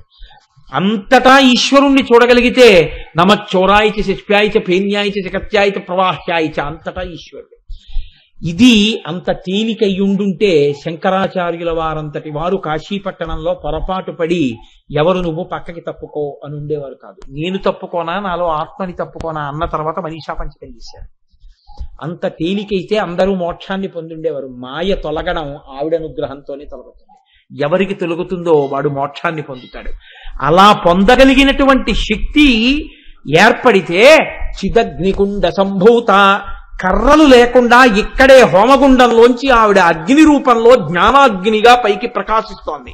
ఈ జ్ఞానాగ్ని చేత అంతటా ప్రకాశంలో కనపడేటటువంటి వస్తువు ఈశ్వరుడొక్కడే. హోమకుండంలో ఉన్నటువంటి అగ్ని అన్ని వైపుల నుంచి పవిత్రమే. అటువైపు అగ్నిలో హవిస్సేయండి, ఇటువైపు అగ్నిలోంచి నేను ఏదో వెలిగించుకుంటాను, లేకపోతే వంట చేసుకోవడానికి ఓ చిన్న కర్ర మొక్క వెలిగించుకుంటాను అనరు. ఎటువైపు అగ్నిహోత్రమైనా నమస్కారం చేయవలసిందే. అలాగే ఇక్కడ పుట్టినటువంటి కర్రలు లేని జ్ఞానాగ్ని పరమ పవిత్రం. దీని ప్రకాశంలో కనపడేది ఏది అంటే ఈశ్వరుడే. దాని ప్రకాశంలో లేనిదేది అంటే పోయే చీకటేది అంటే అజ్ఞానమే. కాబట్టి ఇక్కడే ఆవిడ చైతన్యం అనేటటువంటి అగ్నిరూపగా పైకొస్తోంది. ఇది దర్శనం అవడం చాలా గొప్ప విషయం అండి. అందుకే వశిన్యాది దేవతలు కీర్తనం చేయడం వెనకాతల అసలు నిజంగా కళ్ళు మూసుకుని చిదగ్నికుండ సంభూత అన్నప్పుడు ఆవిడ ఇక్కడే ఆవిర్భవిస్తూ పైకొస్తున్నటువంటి స్వరూప దర్శనం కాని ప్రారంభమైతే ఎంత గొప్ప విషయం జరుగుతుందో తెలుసా అండి. దేవకార్య సముద్యత, ఆవిడ దేవతా కార్యము కొరకు అని ఆవిర్భవిస్తోంది. ఆవిడ ఇతరమైనటువంటి కార్యం మీద ఆవిర్భవించడం లేదు. దేని కొరకు? దేవతల కొరకు. ఏమిటి దేవతా కార్యం? భండాసురుడి చేత బాధలు పొందుతున్నారు. భండాసురుణ్ణి నిర్జించడానికి ఆవిడ ఆ అగ్నిహోత్రంలోంచి పైకొస్తోంది. బాహ్య కథ. ఇక్కడ కూడా ఒక భండాసురుడు ఉన్నాడు. ఎవడా భండాసురుడు? హాయిగా తిని హాయిగా పడుకుందాం, హాయిగా ఉందాం, ఎప్పుడు హాయ్ హాయ్ హాయ్ అన్న మాట వాడేవాడు. వాడికి కొంచెం సేపు కూర్చోలేడు, కొంచెం సేపు ఉండలేడు, కొంచెం వినలేడు, కొంచెం జ్ఞానం తెలుసుకోలేడు. ఎప్పుడు ఈ శరీరానికి సుఖంగా ఉండేది చూడాలి. దీనికి ఏదో పందిరేద్దామని చెప్పి గోపాలకృష్ణ గారు అచ్ఛాదన మంటపం కోసం స్తంభాలు కడితే వీపానించుకునేటటువంటి వస్తువులుగా చాలా మందికి ఉపయోగపడతాయి. ఎందుకంటే అదొక హాయ్. ఎందుకని అంటే స్తంభం వెతుక్కుని కూర్చుంటారు కొంతమంది. నేను అన్నీ గమనిస్తుంటాను, అలా గమనించిన విరివాడిని ఏమి కాదు. కాబట్టి ఇది ఎటువంటి స్థితి అంటే ఎప్పుడు శరీరముతో తాదాత్మ్యత తప్ప దేవకార్య సముద్యత. దేవకార్య సముద్యత అంటే ఆవిడ దేవతల కార్యం కోసం ఎందుకు వస్తుంది? ఈ భండ ప్రవృత్తిని నశింపచేసి అలా బతకడం కాదు. భగవద్విషయంలో నువ్వు కొంచెం ఓపికతో కూర్చుని దేవతల యొక్క కార్యాన్ని సాధించాలి. ఏమిటి ఈ దేవతల యొక్క కార్యం? ఆవిడ ప్రతిజ్ఞ చేసింది, యదా యదా హి సాధూనాం దుఃఖం భవతి దానవ తదా తేషాంచ రక్షార్థం దేహం సంధారయామ్యహం అంది. ఎప్పుడెప్పుడు భక్తుల్ని రాక్షసులు బాధ పెడతారో అప్పుడప్పుడు నేను ఆవిర్భవిస్తాను. భక్తులైన వాళ్ళని రాక్షసులు బాధ పెట్టారు, వాళ్ళని రాక్షసుల్ని దునిమాడి తన భక్తుల్ని రక్షించుకోవడానికి ఆవిడ ఆవిర్భవించింది కాదు. ఇక్కడ ఒక చిన్న గమ్మత్తు ఒకటి ఉంది. ఏది ఆ గమ్మత్తు అంటే, రాక్షసులంటే ఎక్కడో ఉండరు. కామక్రోధశ్చ లోభశ్చ దేహే తిష్టంతి తస్కరాహ జ్ఞానరత్నాపహారాయ తస్మాత్ జాగ్రత్త జాగ్రత్త. ఇక్కడే ఉంటారు రాక్షసులు. కామ క్రోధ లోభ మద మోహ మాత్సర్యములనేటటువంటి 6 రాక్షసులు జ్ఞానాన్ని దొంగిలించడానికి కూర్చుంటారు. మనం అమ్మా వీళ్లతో నేను బాధపడలేకపోతున్నాను, ఈ రాక్షస బాధలు, అమ్మా నువ్వే రక్షించు అని శరణాగతి చేసినటువంటి భక్తులు ఎవరుంటారో అటువంటి భక్తులలో ఆవిర్భవించి వాణ్ణి తన మార్గంలోకి తిప్పుకుంటుంది ఆవిడ. శరణాగతి చేసిన వాణ్ణి రక్షించడానికి ఇక్కడ ఆవిర్భవిస్తుంది. అప్పుడు చిదగ్నికుండ సంభూత దేవకార్య సముద్యత. దేవకార్యము అంటే ఇక్కడ ఉన్నటువంటి మంచి లక్షణాలు దేవతలు. ఈ మంచి లక్షణాల్ని రక్షించి చెడ్డ లక్షణాల్ని పోగొట్టేది మనంత మనం చేసుకోలేక అమ్మవారిని శరణాగతి చేస్తే ఇక్కడే ఆవిర్భవించి రక్షించేటటువంటి అమ్మవారి యొక్క సౌజన్యమే దేవకార్య సముద్యత. అందుకే బలిపీఠం మీద మనం విడిచిపెట్టవలసినవి ఏవి అంటే, దేవాలయంలోకి వెళ్ళినప్పుడు బలిపీఠం మీద ఇతరమైనటువంటి జంతువులకి బలిహరణం పెడతారు. మనం దేవాలయంలోకి వెళ్ళినప్పుడు బలిపీఠం దగ్గర వదిలిపెట్టవలసినవి ఏవి అంటే, లోపల పరమాత్మ దర్శనం చేయడానికి మీరు మీలో ఉన్న దుర్గుణాల్ని బలిపీఠం మీద పెట్టాలి, పెట్టి లోపలికి వెళ్ళాలి. అమ్మవారికి బలులివ్వడం అంటే జంతు సంహారం అని కాదు, నీలో ఉన్న దుర్గుణాల్ని బలిపీఠం మీద పెట్టి అమ్మవారి దర్శనానికి వెళ్ళాలి.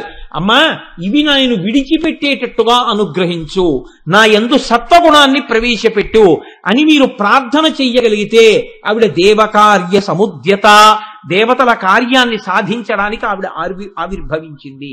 ఇప్పుడు మీరు ఇక్కడే లలితా సహస్రనామ స్తోత్రంలో చాలా పెద్ద రహస్యం అంతా ఇక్కడ దాక్కుందండి.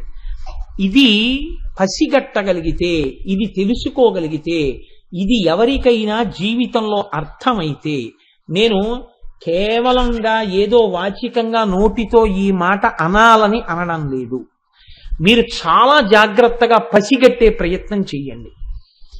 అమ్మవారు ఆవిర్భవిస్తున్నటువంటి సందర్భాన్ని వసిన్యాది దేవతలు స్తోత్రం చేస్తున్నారు, వ్యాసుడు మనకు అందిస్తున్నాడు. ఇప్పుడు ఆవిడ చిదగ్నికుండ సంభూత దేవకార్య సముద్యత, దేవతల కొరకు చిదగ్నిగుండంలోంచి పైకొస్తోంది. ఇప్పుడు అమ్మవారిని వసిన్యాది దేవతలు కేశాది పాదాది పర్యంతం అందిస్తున్నారు. అంటే తల దగ్గర నుంచి పాదముల వరకు అందించారు. మీకు లలితా సహస్రం వచ్చు కాబట్టి ఒకసారి పరిశీలనం చేయండి. తల దగ్గర నుంచి పాదాల వరకు చెప్పారు. తల దగ్గర నుంచి పాదాల వరకు చెప్పేటప్పుడు ముందు తల కనపడాలా, చేతులు కనపడాలా? నేనేం పెద్ద ప్రశ్న ఏం వేయలేదండి, ఆలోచించండి. ఏది కనపడాలి? తల కనపడాలి. వసిన్యాది దేవతలు తల చెప్పారా? ఏది చెప్పారు? చతుర్బాహు సమన్విత, 4 బాహువులు చెప్పారు. ముందు చేతులు చెప్పారు. ముందు చేతులు ఎలా కనపడతాయి? చేతులు కనపడ్డాయి. బాహువులని వదిలిపెట్టి అయ్యో సరే ఏదో అనీశంగదా అని తల దగ్గరికి వెళ్ళారా? రాగస్వరూప పాషాఢ్య క్రోధాకార అంకుశోజ్వల మనోరూపేక్షుకోదండ పంచతన్మాత్రసాయక. పోనీ 4 చేతులు అయిపోయాక తల చెప్పారా? నిజారుణ ప్రభాపూరమజ్జద్బ్రహ్మాండ మండల. మళ్ళీ కాంతి చెప్పారు. చెప్పాక ఇప్పుడు ఏం చెప్పారు? చంపకాశోక పున్నాగ సౌగంధిక లసత్కచ. ఇప్పుడు కబరీబంధం తల చెప్పారు. తల చెప్పడానికి ముందు, చేతులు చెప్పే ముందు కాంతి చెప్పారు. ఎలా చెప్పారు? ఉద్యద్భాను సహస్రాభ అని చెప్పారు. తర్వాత చేతులు ఆయుధాలు చెప్పారు. మళ్ళీ మధ్యద్బ్రహ్మ అండమండల, మళ్ళీ కాంతి చెప్పారు. ఇప్పుడు తల చెప్పారు. ఎందుకు అలా మార్చారు? వశన్యాది దేవతలు తిన్నగా తల చెప్పి కిందకొస్తూ చెప్పకుండా కాంతి చెప్పి 4 బాహువులు ఆయుధాలు చెప్పి కాంతి చెప్పి తల చెప్పారు. ఇలా ఎందుకు వచ్చింది లలితా సహస్రం? ఎందుకు అలా చెప్పవలసి వచ్చింది? దీని వెనకాతల ఏదైనా రహస్యం ఉందా? నేను మీకు పరమ యథార్థం చెప్తున్నాను. జీవితంలో కొన్ని కోట్ల కోట్ల కోట్ల జన్మల పాటు జీవయాత్ర జరిగిన తరువాత ఎప్పుడో ఎక్కడో ఒక్కసారి మాత్రమే జీవితంలో అందుకునేటటువంటి మహత్తరమైన రహస్యాన్ని ఎవరు యోగ్యులో వాళ్ళకి అందించడం కోసమే అమ్మవారు వసిన్యాది దేవతలతో చేయించినటువంటి ప్రక్రియ ఈ స్తోత్రంలో వచ్చినటువంటి ఈ మార్పు. ఇది ఎందుకు వచ్చిందో ఇది పసిగట్టగలిగితే ఎంత తేడా వస్తుందో మీకు చెప్తాను చూడండి. ఇది ఇవాళ అందుకునే ప్రయత్నం చెయ్యండి. రేపు పూర్తి సమన్వయం చేస్తాను మీకు బాహువులతోటి. ఉద్యద్భాను సహస్రాభ అని కదండి, ఉదయిస్తున్నటువంటి సూర్యుల యొక్క కాంతి కలిగిన తల్లి. ఎంతమంది సూర్యులు? ఉద్యద్భాను సహస్రాభ, 1000 కిరణములనండి. అనంతమైన కిరణములు, 1000 మంది సూర్యులు, అనంతమైన సూర్యులు. ఒక్క సూర్యుడు ఉదయిస్తుంటేనే ఆకాశంలో వచ్చే కాంతి ఎలా ఉంటుంది? సూర్యోదయ సమయంలో ఉండేటటువంటి కాంతి ఎలా ఉంటుందండి? ఎర్రటి కాంతి ఉంటుంది కదండి. ఇది పెద్ద విశేషం కాదు, మీ అందరూ అనుభవించిందే. ఒక్క సూర్యుడు ఉదయిస్తేనే ఎర్రటి కాంతి వస్తే 1000 మంది సూర్యులు ఉదయించారనుకోండి, ఎంత ఎర్రటి కాంతి ఉంటుంది ఆకాశంలో. ఇప్పుడు వసిన్యాది దేవతలు అంటున్నారు, ఇంత ఎర్రటి కాంతి ముందు కనపడుతోంది అన్నారు. ఇందులో ఉత్ అనో మాట వేశారు ప్రారంభంలో. ఉత్ అంటే పైకెత్తడం. కొన్ని కోట్ల జన్మల తరువాత ఈ నామం వినబడి లోపల దర్శనమైతే ఆ జీవుడి యొక్క యాత్రలో ఉత్ పైకెక్కడం ప్రారంభమైంది. ఏదో తేడా వచ్చేసింది, పెద్ద రహస్యం వాడికి తెలిసిపోయింది అంతే. ఎక్కడొచ్చింది ఈ రహస్యం? ఎందుకు వచ్చింది? కేవలం అది ఉద్యద్భాను సహస్రాభాయ, ఇంకేమైనా చెప్పాలని ఉందా వసిన్యాది దేవతలకి అంటే నామానికి అర్థం అంతే పైకి. గురుముఖత దాని రహస్యాన్ని తెలుసుకున్నప్పుడు జీవయాత్రలోనే కొత్త మలుపు వచ్చేస్తుంది.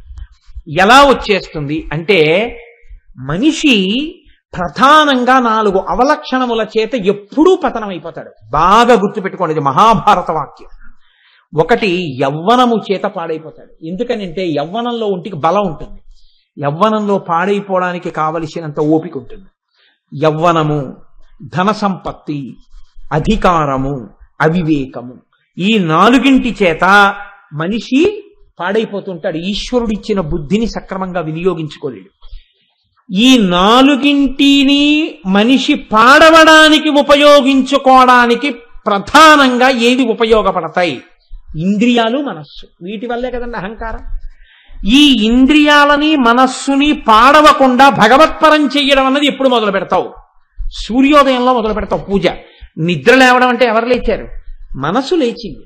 మనసు లేస్తే ఇంద్రియాలు లేచాయి, ఇంద్రియాలు లేస్తే కర్మేంద్రియాలు లేచాయి, శరీరం లేచింది. ముందు ఏం చేస్తావు? పూజ చేస్తావు. పూజ సమయంలో ఎప్పుడు చేస్తావు? సూర్యోదయ పూర్వం చేస్తావు. సూర్యోదయం వేళకి పూజలో ఉంటావు. సూర్యోదయంలో ఆకాశం ఎలా ఉంది? ఎర్రటి కాంతితో ఉంది. ఈ కాంతి ఏం చేసింది? తిక్కన గారు చోట అన్నాడు, నీరజాకరములు నిష్టయై చేసిన భవ్యత పంబు ఫలమనంగా దినసముఖాకి నందిత చక్రయుగ్మ కంబులయనురాగంపు బ్రోవనంగా హరిహర బ్రహ్మ మహానుభావంబుల కరగినగాగ గట్టి అనగా అతుల వేదత్రయ లతికాచయము పెనుబంధం పుట్టెడు మూలకందమనగా అఖిల జగముల కందర ఎగుచు జన సమాజ కరపుట హృదయ సరోజములకు ముకుళనంబును జృంభణంబును నర్చి భానుబింబంబు పూర్వాద్రిపై వెలింగి అన్నాడు. ఒక ఋషి ఇచ్చారైన పద్యాన్ని. సూర్యోదయ సమయంలో ఏమవుతుంది అంటే, నీరజాకరములు నిష్టయై చేసిన భవ్యత పంబు ఫలమనంగా, తామర మొగ్గలు తపస్సు చేస్తున్న వాళ్ళల్లా, నీళ్లల్లో నిలబడి తపస్సు చేస్తున్న యోగుల్లా ఇలా ముకుళించుకుని ఈ చేతులు ఇలా పెట్టి నమస్కారం చేసినట్టుగా తపస్సు చేస్తాయి. సూర్యకిరణం పడగానే తామర పువ్వులు ఇలా విచ్చుకుంటాయి. తామర మొగ్గల తపస్సుకి ఫలితమా అన్నట్టుగా సూర్యబింబం వచ్చింది. దినసముఖాకి నందిత చక్రయుగ్మ కంబులయనురాగంపు బ్రోవనంగా, చీకటి పడితే చక్రవాక పక్షులకి కళ్ళు కనపడవు, కాబట్టి జంటలు విడిపోయి ఏడుస్తుంటాయి ప్రియుల కోసం. సూర్యోదయం అవగానే కలుసుకుని ఒకదాని పక్కన కూర్చుని సంతోషాన్ని అనుభవిస్తాయి. చక్రవాక పక్షులు చేసిన ప్రార్థన అన్నట్టుగా సూర్యబింబం ఉదయించింది. అలాగే హరిహర బ్రహ్మ మహానుభావంబులొక్కటింగాగ గరిగిన గట్టి అనగా, బ్రహ్మ విష్ణువు శివుడు అనబడేటటువంటి 3 తత్వాల్ని కలిపి ముద్దబోస్తే తయారైనటువంటి ఒక గుణిక అన్నట్టుగా ఉన్నాడు ఆ సూర్యబింబం. అతుల వేదత్రయలతికాచయము పెనుబంధం పుట్టెడు మూల కందమనగా, వేదమనేటటువంటి తీగ పైకెక్కి పాకుతుంటే దాని మూలకందం వేరు ఎక్కడుంటుందో ఆ కంద ఉన్నటువంటిదా అన్నట్టుగా ఉంది సూర్యబింబం. జన సమాజ కరపుట హృదయ సరోజములకు ముకుళనంబును జృంభణంబును నచ్చి, మనుష్యుల యొక్క మనస్సులకి జృంభణం కలుగుతుంది. లేస్తారు, ఒక్కసారి అందరూ లేస్తారు. లేవగానే చేతులు ఇలా కలుసుకుంటాయి, నమస్కారం చేస్తారు. చేతులు కలుసుకుంటున్నాయి, ముకుళించుకుంటున్నాయి, మనసులు విచ్చుకుంటున్నాయి. మనసులు విచ్చుకునేటట్టు చేస్తుంది సూర్యబింబం, చేతులు కలుసుకుని అంజలి ఘటించేటట్టు చేస్తుంది సూర్యబింబం. అలా చేసి పూర్వాద్రి మీద వెలిగింది. ఈ వెలిగితే ఏ రంగు వచ్చింది? ఎర్రటి రంగు వచ్చింది. అమ్మవారి ఏ రంగులో ఉంది? ఎరుపు రంగులో ఉంది. అందుకే అమ్మవారిని ప్రార్థన చేస్తే అరుణాం కరుణా తరంగితాక్షీం ధృతపాశాంకుశ పుష్పబాణ చాపాం, ఎరుపు రంగుతో అమ్మవారు ఉంటుంది. ఏమండి అన్ని రంగులు ఉన్నాయి కదా, లలితా పరాభట్టారికా స్వరూపం ఎరుపు రంగుతోనే ఎందుకు వచ్చింది పైకి? ఆ ఎరుపుకి ఏమైనా రహస్యం ఉందా? ఎందుకు ఉద్యద్భాను సహస్రాభ అని అంటున్నారు? దీన్ని సౌందర్యలహరిలో శంకరాచార్య స్వామి వారు పరిష్కారం చేశారు. ఈ పరిష్కారం కూడా శంకరాచార్యులు వారు ఎంత గొప్ప ముడి పెట్టారో తెలుసా అండి? ఒక పట్టాన ఎవ్వరి సాధారణంగా అర్థం కాదు, పెద్దలకు అర్థం అవడం విషయంలో నేనేం ప్రశ్న చేయట్లేదు. ఆయన ఎంత గమ్మత్తైన మాట అన్నారంటే, ఉదయిస్తున్నటువంటి సూర్యబింబంలో ఉన్న ఎర్రటి కాంతి ఎలా అయితే ఆకాశంలో ఇలా ముందుకొచ్చేస్తుందో, మీరు ఒక సముద్రపు టొడ్డుకెళ్ళి సూర్యబింబాన్ని చూస్తున్నారనుకోండి, నీటిలోంచి ఇలా పైకొస్తుంటే సూర్యబింబం ఎర్రటి కాంతి కాలవ కట్టినట్టుగా ఏర్పడుతుంది. ఎర్రటి కాంతి ఆకాశం అంతా నిండిపోయి అన్ని లేత ఎరుపులోకి వచ్చేస్తాయి. అమ్మవారి ఆవిర్భావాన్ని కూడా ఎరుపు రంగుతో ధ్యానం చేస్తే ఈ ఎరుపు ఏమవుతుందంటే, ఒక నాటకం వేసేటప్పుడు అన్ని లైట్లు ఆర్పేసి ఎర్రటి లైట్ వేశారనుకోండి, ఆ ఎరుపు కాంతిలో తెర, వెనకాల ఉన్నటువంటి వేదిక, దాని మీద ఉన్న నటుడు నటి అందరూ ఎర్రగా కనపడినట్టే ఎర్రటి రంగు అమ్మవారిది ఉపాసన చేస్తే, ఆ ఎరుపుతనం వచ్చేస్తే లోకం, మీ పూజా మందిరం మీరు ఆ ఎరుపులో కలిసిపోయినట్టుగా మీరు ఉపాసన చేస్తే ఏమవుతుంది?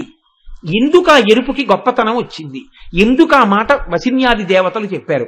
శంకరాచార్యులు వారు అన్నారు, అలా చేస్తే ఏమవుతుందో శంకరాచార్యులు వారు చెప్పారు. కొంచెం చాలా జాగ్రత్తగా వినే ప్రయత్నం చేయండి. అంత తేలికగా ఏముండదో, పట్టుకుంటే జీవయాత్రలో కొత్త మలుపు వచ్చేస్తుంది. తను ఛాయాభిస్తే తరుణ తరణి శ్రీ సరణిభిః దివం సర్వాముర్వీమరుణిమనిమగ్నాం స్మరతి యః భవం త్యస్యత్రస్యద్వన హరిణ చాలీన నయనాః సహోర్వశ్యావస్యాః కతి కతి నగీర్వాణగణికాః. ఆకాశంలో సూర్యబింబం ఉదయించినప్పుడు వచ్చినటువంటి ఎర్రటి కాంతి శ్రీసరణి అలా ముందుకొచ్చేసి మీరు కూర్చున్న చోటంతా కూడా ముంచెత్తితే, ఆ ఎరుపులో మీరు కూర్చున్న ప్రాంతం మునిగిపోతే, మీరు మునిగిపోతే, ఆ ఎరుపులో మీరున్నట్టుగా మీరు ధ్యానం చేస్తే ఏమవుతుంది? ఊర్వశితో సహా 3 లోకాలలో ఉన్నటువంటి సౌందర్య రాసులైన దేవవేశ్యలైన అప్సరసలతో సహా స్త్రీలందరూ మీకు వశులైపోతారు. మొహమాట పడకుండా చెప్పండి, శంకరాచార్య స్వామి వారు ఈ శ్లోకం ఇస్తారని మీరు అనుకుంటున్నారా? అంతే ఆ శ్లోకానికి అర్థం. సౌందర్యలహరిలో శంకరాచార్య స్వామి వారు రాసిన శ్లోకం, ఆయన మనకు అందించిన శ్లోకానికి అర్థం బాహ్యంలో అంతే. ఇప్పుడు ఈ శ్లోకం చదివిన వాడు ఏమనగాలి? అయ్యా ఏమిటండి ఈ శ్లోకం, నేను అమ్మవారి ఎర్రటి రంగులు ఉపాసన చేయడం ఏమిటి, ఆ ఎర్రటి కాంతిలో నేను కూర్చున్నట్టుగా అమ్మవారి రంగుని దర్శనం చేయడం ఏమిటి, లోకంలో ఉన్న ఆడవాళ్ళందరూ ఎటువంటి వాళ్ళుట, పైగా అందులో కూడా వనంలో ఉన్నటువంటి హరిణశాలీన నయనాః, భీత హరిణం ఎలా ఉంటుందో అంత అందమైన కన్నులున్న ఆడవాళ్ళు కూడా వశులైపోతారు. అది దాని ప్రయోజనం అన్నారు. అప్పుడు మీరు నిజంగా ఆలోచించండి, ఈ ఉపాసన చెయ్యవలసిన అవసరం ఎవరికైనా ఉంటుందా? బుద్ధిలోకి వద్దాం అనుకున్న వాడికి ఉపాసన ఎందుకండి? అలా ఉపాసన చేశాడు అనుకోండి, ఇంకొక మాట చెప్తా, పోన్లేండి మీకు వచ్చిన నష్టం ఏమిటంటారేమో, 2 ప్రమాదాలు. అసలు ఆడవాళ్ళకి ఈ శ్లోకం ఎందుకు పనికి వచ్చింది?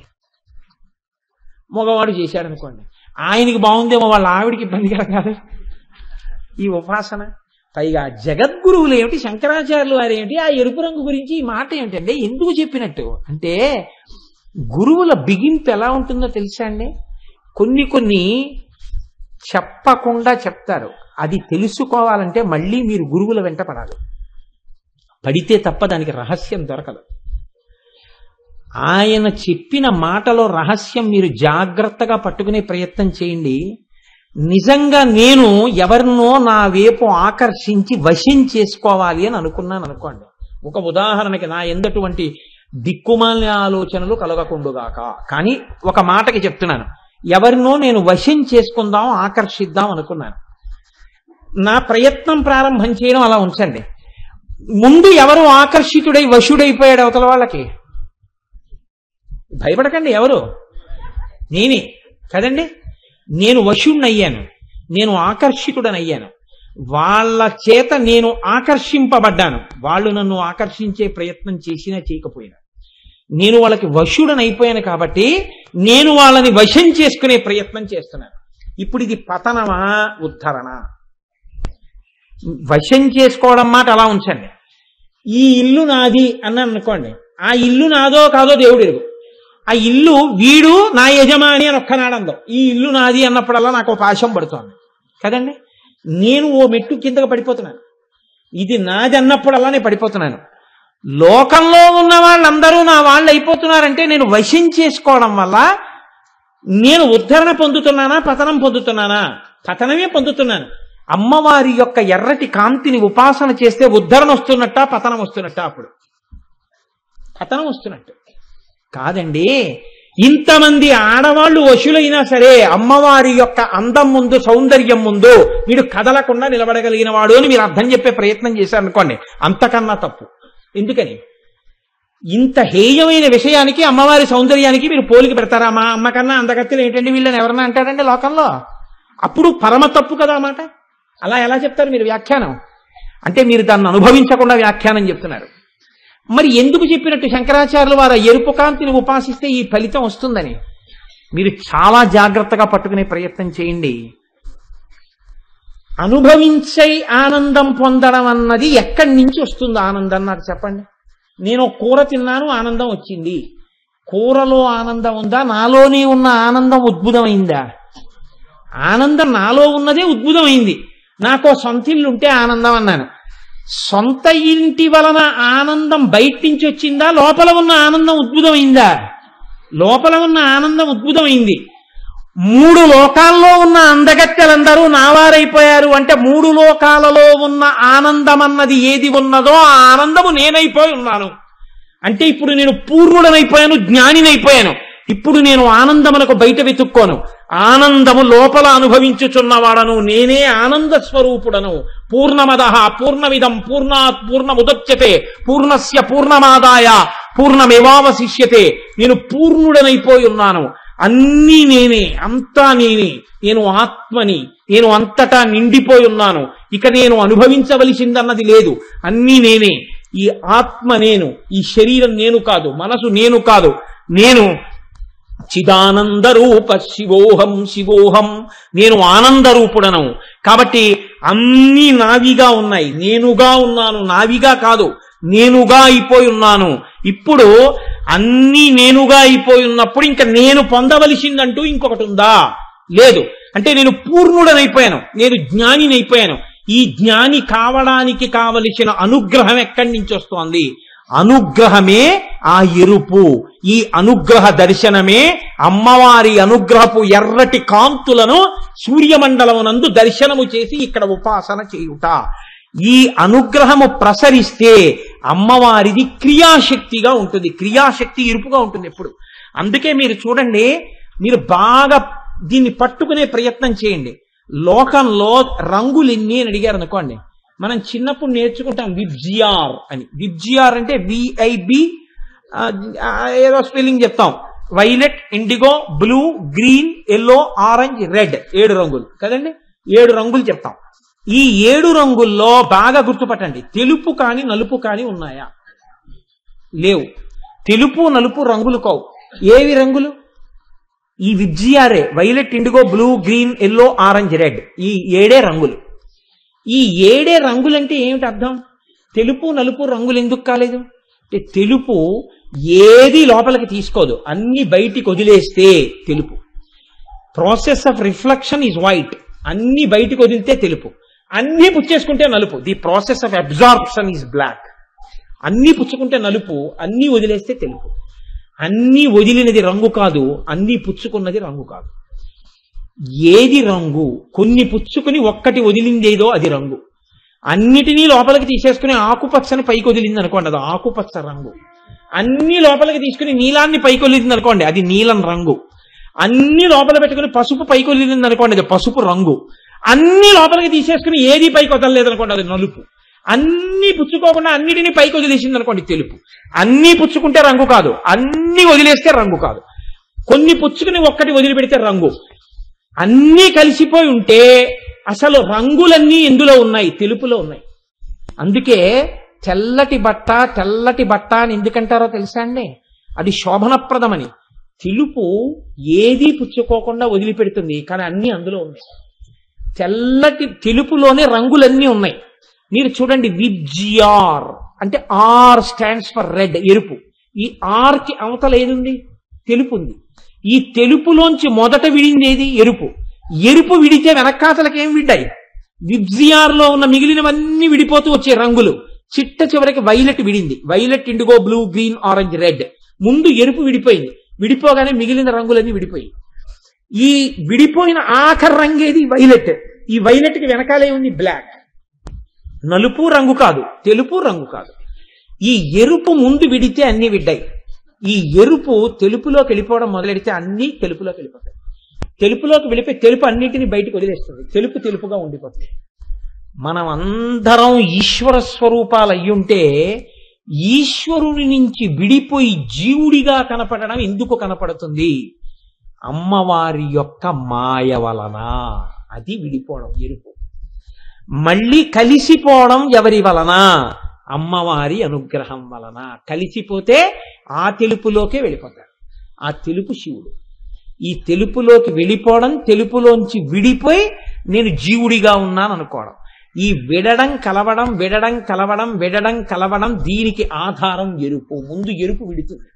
ఈ ముందు విడే ఎరుపు ఏదుందో ఆ ఎరుపు క్రియాశక్తి. అదేం చేస్తుంది? అదే మళ్ళీ మిమ్మల్ని కలుపుతుంది. ఈ కలపగలిగిన క్రియాశక్తి దేనిలో ఉంటుంది? చేతిలో ఉంటుంది. చెయ్యే పనులన్నీ చేస్తుంది. అన్ని పనులు చేసే చేతిని క్రియాశక్తి అంటారు.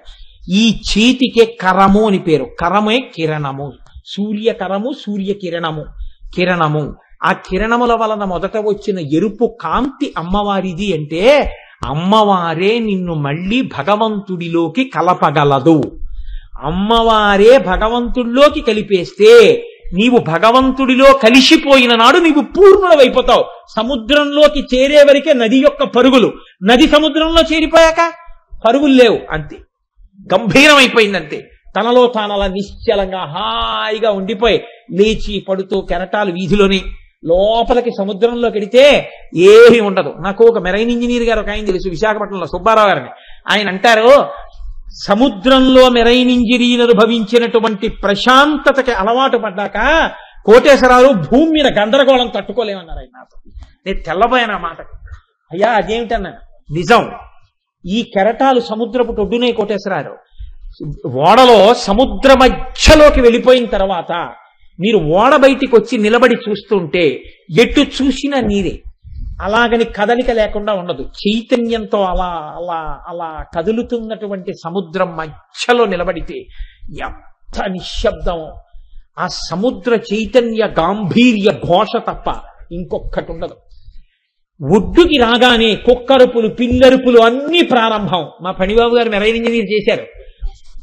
ఈ అరుపుల ముందు ఆ ప్రశాంతత ఎంత సంతోషంగా ఉంటుందో, ఆ ప్రశాంతతకు అలవాటు పడిపోయిన వాడు బహుశా ఊరిలో ఉండలేడు. మెరైన్ ఇంజనీర్లలో ఆధ్యాత్మిక కోణం ఉన్న వాళ్ళు ఊరు బయట అందుకే ఉంటుంటారు. కాబట్టి లోపలికి వెళ్ళడం అలవాటైపోతే నది పరిగెత్తి పరిగెత్తి సముద్రంలో కలిసిపోయి ఆనందం అనుభవించినట్టు, విడిపోయి ఉన్నవాడివి పరిగెత్తి పరిగెత్తి పరిగెత్తి అమ్మవారి క్రియాశక్తితో ఎరుపు యొక్క అనుగ్రహంతో తెలుపులోకి వెళ్ళిపోతే ఇక ఆ ప్రశాంతత. ఈ కలపగలిగినది విడదీసినది ఎరుపే, కలిపినది ఎరుపే. ఈ ఎరుపే అమ్మవారు. ఆ ఎరుపుని ధ్యానం చేస్తే వచ్చేది పూర్ణత్వం. అన్నీ నువ్వైపోవడం, అన్నీ నీవిగా మారిపోవడం, నువ్వు అనుభవించవలసిన ఆనందం అన్నది ఇంకోటి లేకపోవడం. మన్మధుడు ఇంకొకళ్ళని కామం వైపు ప్రచోదనం చేస్తాడు. మన్మధుడే కామానికి ప్రచోదనం అవుతాడా? అవడం. అందరినీ కామం వైపు తిప్పుతాడు. అందరినీ తిప్పే కాముడు తాను కామజయాన్ని పొందినట్టు అన్ని ఆనందాలు ఇక్కడే ఉన్నాయిరా, ఇంకా బయట వాటి వల్ల అనుభవించవలసిన ఆనందమే ఉంది, ఆనందం అంతా ఇక్కడుంది, ఇది ఆనందం అన్నవాడికి అన్ని వశమైపోయాయి.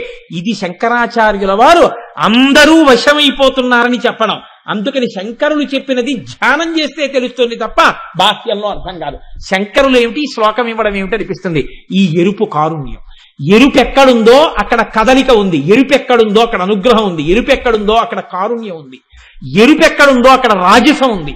అందుకే బ్రహ్మగారు సృష్టి చేస్తుంటాడు. కానీ ఆ ఎరుపు చిక్కబడిపోయింది అనుకోండి, చిక్కబడిన ఎరుపునందు పరుగులు తక్కువ.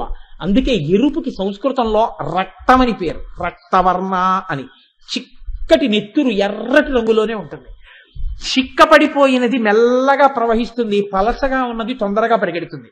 అమ్మవారి అనుగ్రహం బాగా ప్రసరించి ఎరుపుతో తడిసిపోయిన వాడు మెల్లమెల్లగా కదిలి వెళ్ళిపోయేది ఈశ్వరుడిలోకి వెళ్ళిపోతాడు. అమ్మవారి అనుగ్రహం ఆ ఎర్రటి కాంతులను దర్శనం చేస్తే మెల్లమెల్లగా మెల్లగా మెల్లగా అడుగులు ఎటుపడిపోతాయంటే భగవంతుడి వైపుకి కలిసిపోయేటట్టుగా అడుగులు పడతాయి. గొప్ప అనుగ్రహం అక్కడ మొదలవుతుంది. అందుకే అమ్మవారి ఆవిర్భావమునకు ముందు ఏది వచ్చింది అంటే ఒక్కసారి ఉజ్జద్భాను సహస్రాభ 1000 మంది సూర్యులు ఉదయించినప్పుడు ఉండేటటువంటి ఎర్రటి కాంతి కనపడింది. ఇప్పుడు వాళ్ళకి కాదు కనపడ్డం, ఎవరికి కనపడాలి? మనకి కనపడాలి. ఎక్కడ కనపడాలి? అక్కడ కాదు కనపడ్డం. అక్కడ కనపడిన కాంతి ఇలా వచ్చేసి మీరు కూడా ఎరుపులో తడిసిపోయి మీకు మీరు ఎర్రగా కనపడాలి. ఎలా కనపడతారు? సూర్యోదయంలో నిలబడి మిమ్మల్ని చూసుకోవడం కాదు. మీరు ధ్యానం చేస్తుంటే ఇక్కడ నుంచే చిదగ్నిగుండంలోంచి అమ్మవారు ఆవిర్భవిస్తుంటే ఆవిడ ఎర్రటి కాంతి వలయంలో మీరు తడిసిపోతే, ఆ ఎరుపులో మీరు కూడా ఎరుపైపోతే ఆవిడ అనుగ్రహ కాంతులు మీ మీద పడినట్టు. ఆవిడ అనుగ్రహ కాంతులు మీ మీద పడితే మీరు తెలుపులోకి వెళ్ళిపోతున్నట్టు. అంటే మీరు పరమేశ్వరుడిలో చేరి మళ్లీ పుట్టవలసినటువంటి అవసరం లేని మోక్ష స్థితి వైపుకి అడుగులు పడినట్టు. ఇహమునందు ఆ ఎరుపు కాంతి మీ మీద పడగా ఇక్కడ కావలసిన అన్ని సుఖాలు, అన్ని క్షేమాలు, అన్ని యోగాలు సిద్ధిస్తాయి. ఏ ప్రమాదాలు రావు. అమ్మవారి అనుగ్రహం యజమాని మీద పడితే ఇంట్లో ఉన్న వాళ్ళందరి మీద పడినట్టే. ఇంట్లో ఉన్న వాళ్ళందరూ రక్షింపబడతారు. ఈ కాంతి అందరికీ దర్శనం కావాలనేటటువంటి కోరికతోటే వసిన్యాది దేవతలతో అమ్మవారు లలితా సహస్రం చెప్పిస్తూ అసలు ఈ కాంతి పడని వాడికి నా దర్శనం కుదరదు, నన్ను చూడలేడు. నన్ను చూడలేని వాడికి తల దగ్గర నుంచి కుదరదు, చేతుల దగ్గర నుంచి. చేతులు క్రియాశక్తి. ఈ చేతులను ఎవడు చూస్తాడో, ఎవడు చేతుల వలన క్రియాశక్తిని దర్శనం చేసి తన జీవితాన్ని మార్చుకుంటున్నాడో లోపల, వాడు నన్ను తల నుంచి పాదముల వరకు చూడగలుగుతాడు. అందుకని ముందు కాంతి, ఆ కాంతి మీద పడాలి. ఆ కాంతి మీద పడిన తరువాత, కాంతి మీద పడడానికి మీరు చెయ్యవలసింది ఒక్కటే, ఆ కాంతి ఉన్న చోట మీరు కూర్చుంటే చాలు. సూర్యోదయం అవుతున్న చోట మీరు కూర్చుంటే అలా ఎర్రటి కాంతి వచ్చి కాంతిలో మీరు ఉండిపోతారు. అసలు ముందు ఇక్కడ ఉదయాన్ని మీరు అనుమతించాలి. ఇక్కడ చిదగ్నికుండ సంభూత ఆవిడ ఆవిర్భావ ధ్యానం మీరు చెయ్యాలి. చేస్తే ఎరుపు కాంతిలో మీరు మునిగిపోతే ఆనాడు మీ జన్మకి ధన్యత.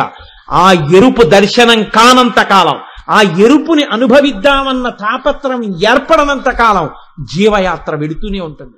దానికి చక్కటి మలుపెన్నడు ఆ కాంతి చూసిన నాడే, ఆ కాంతి విన్ననాడే.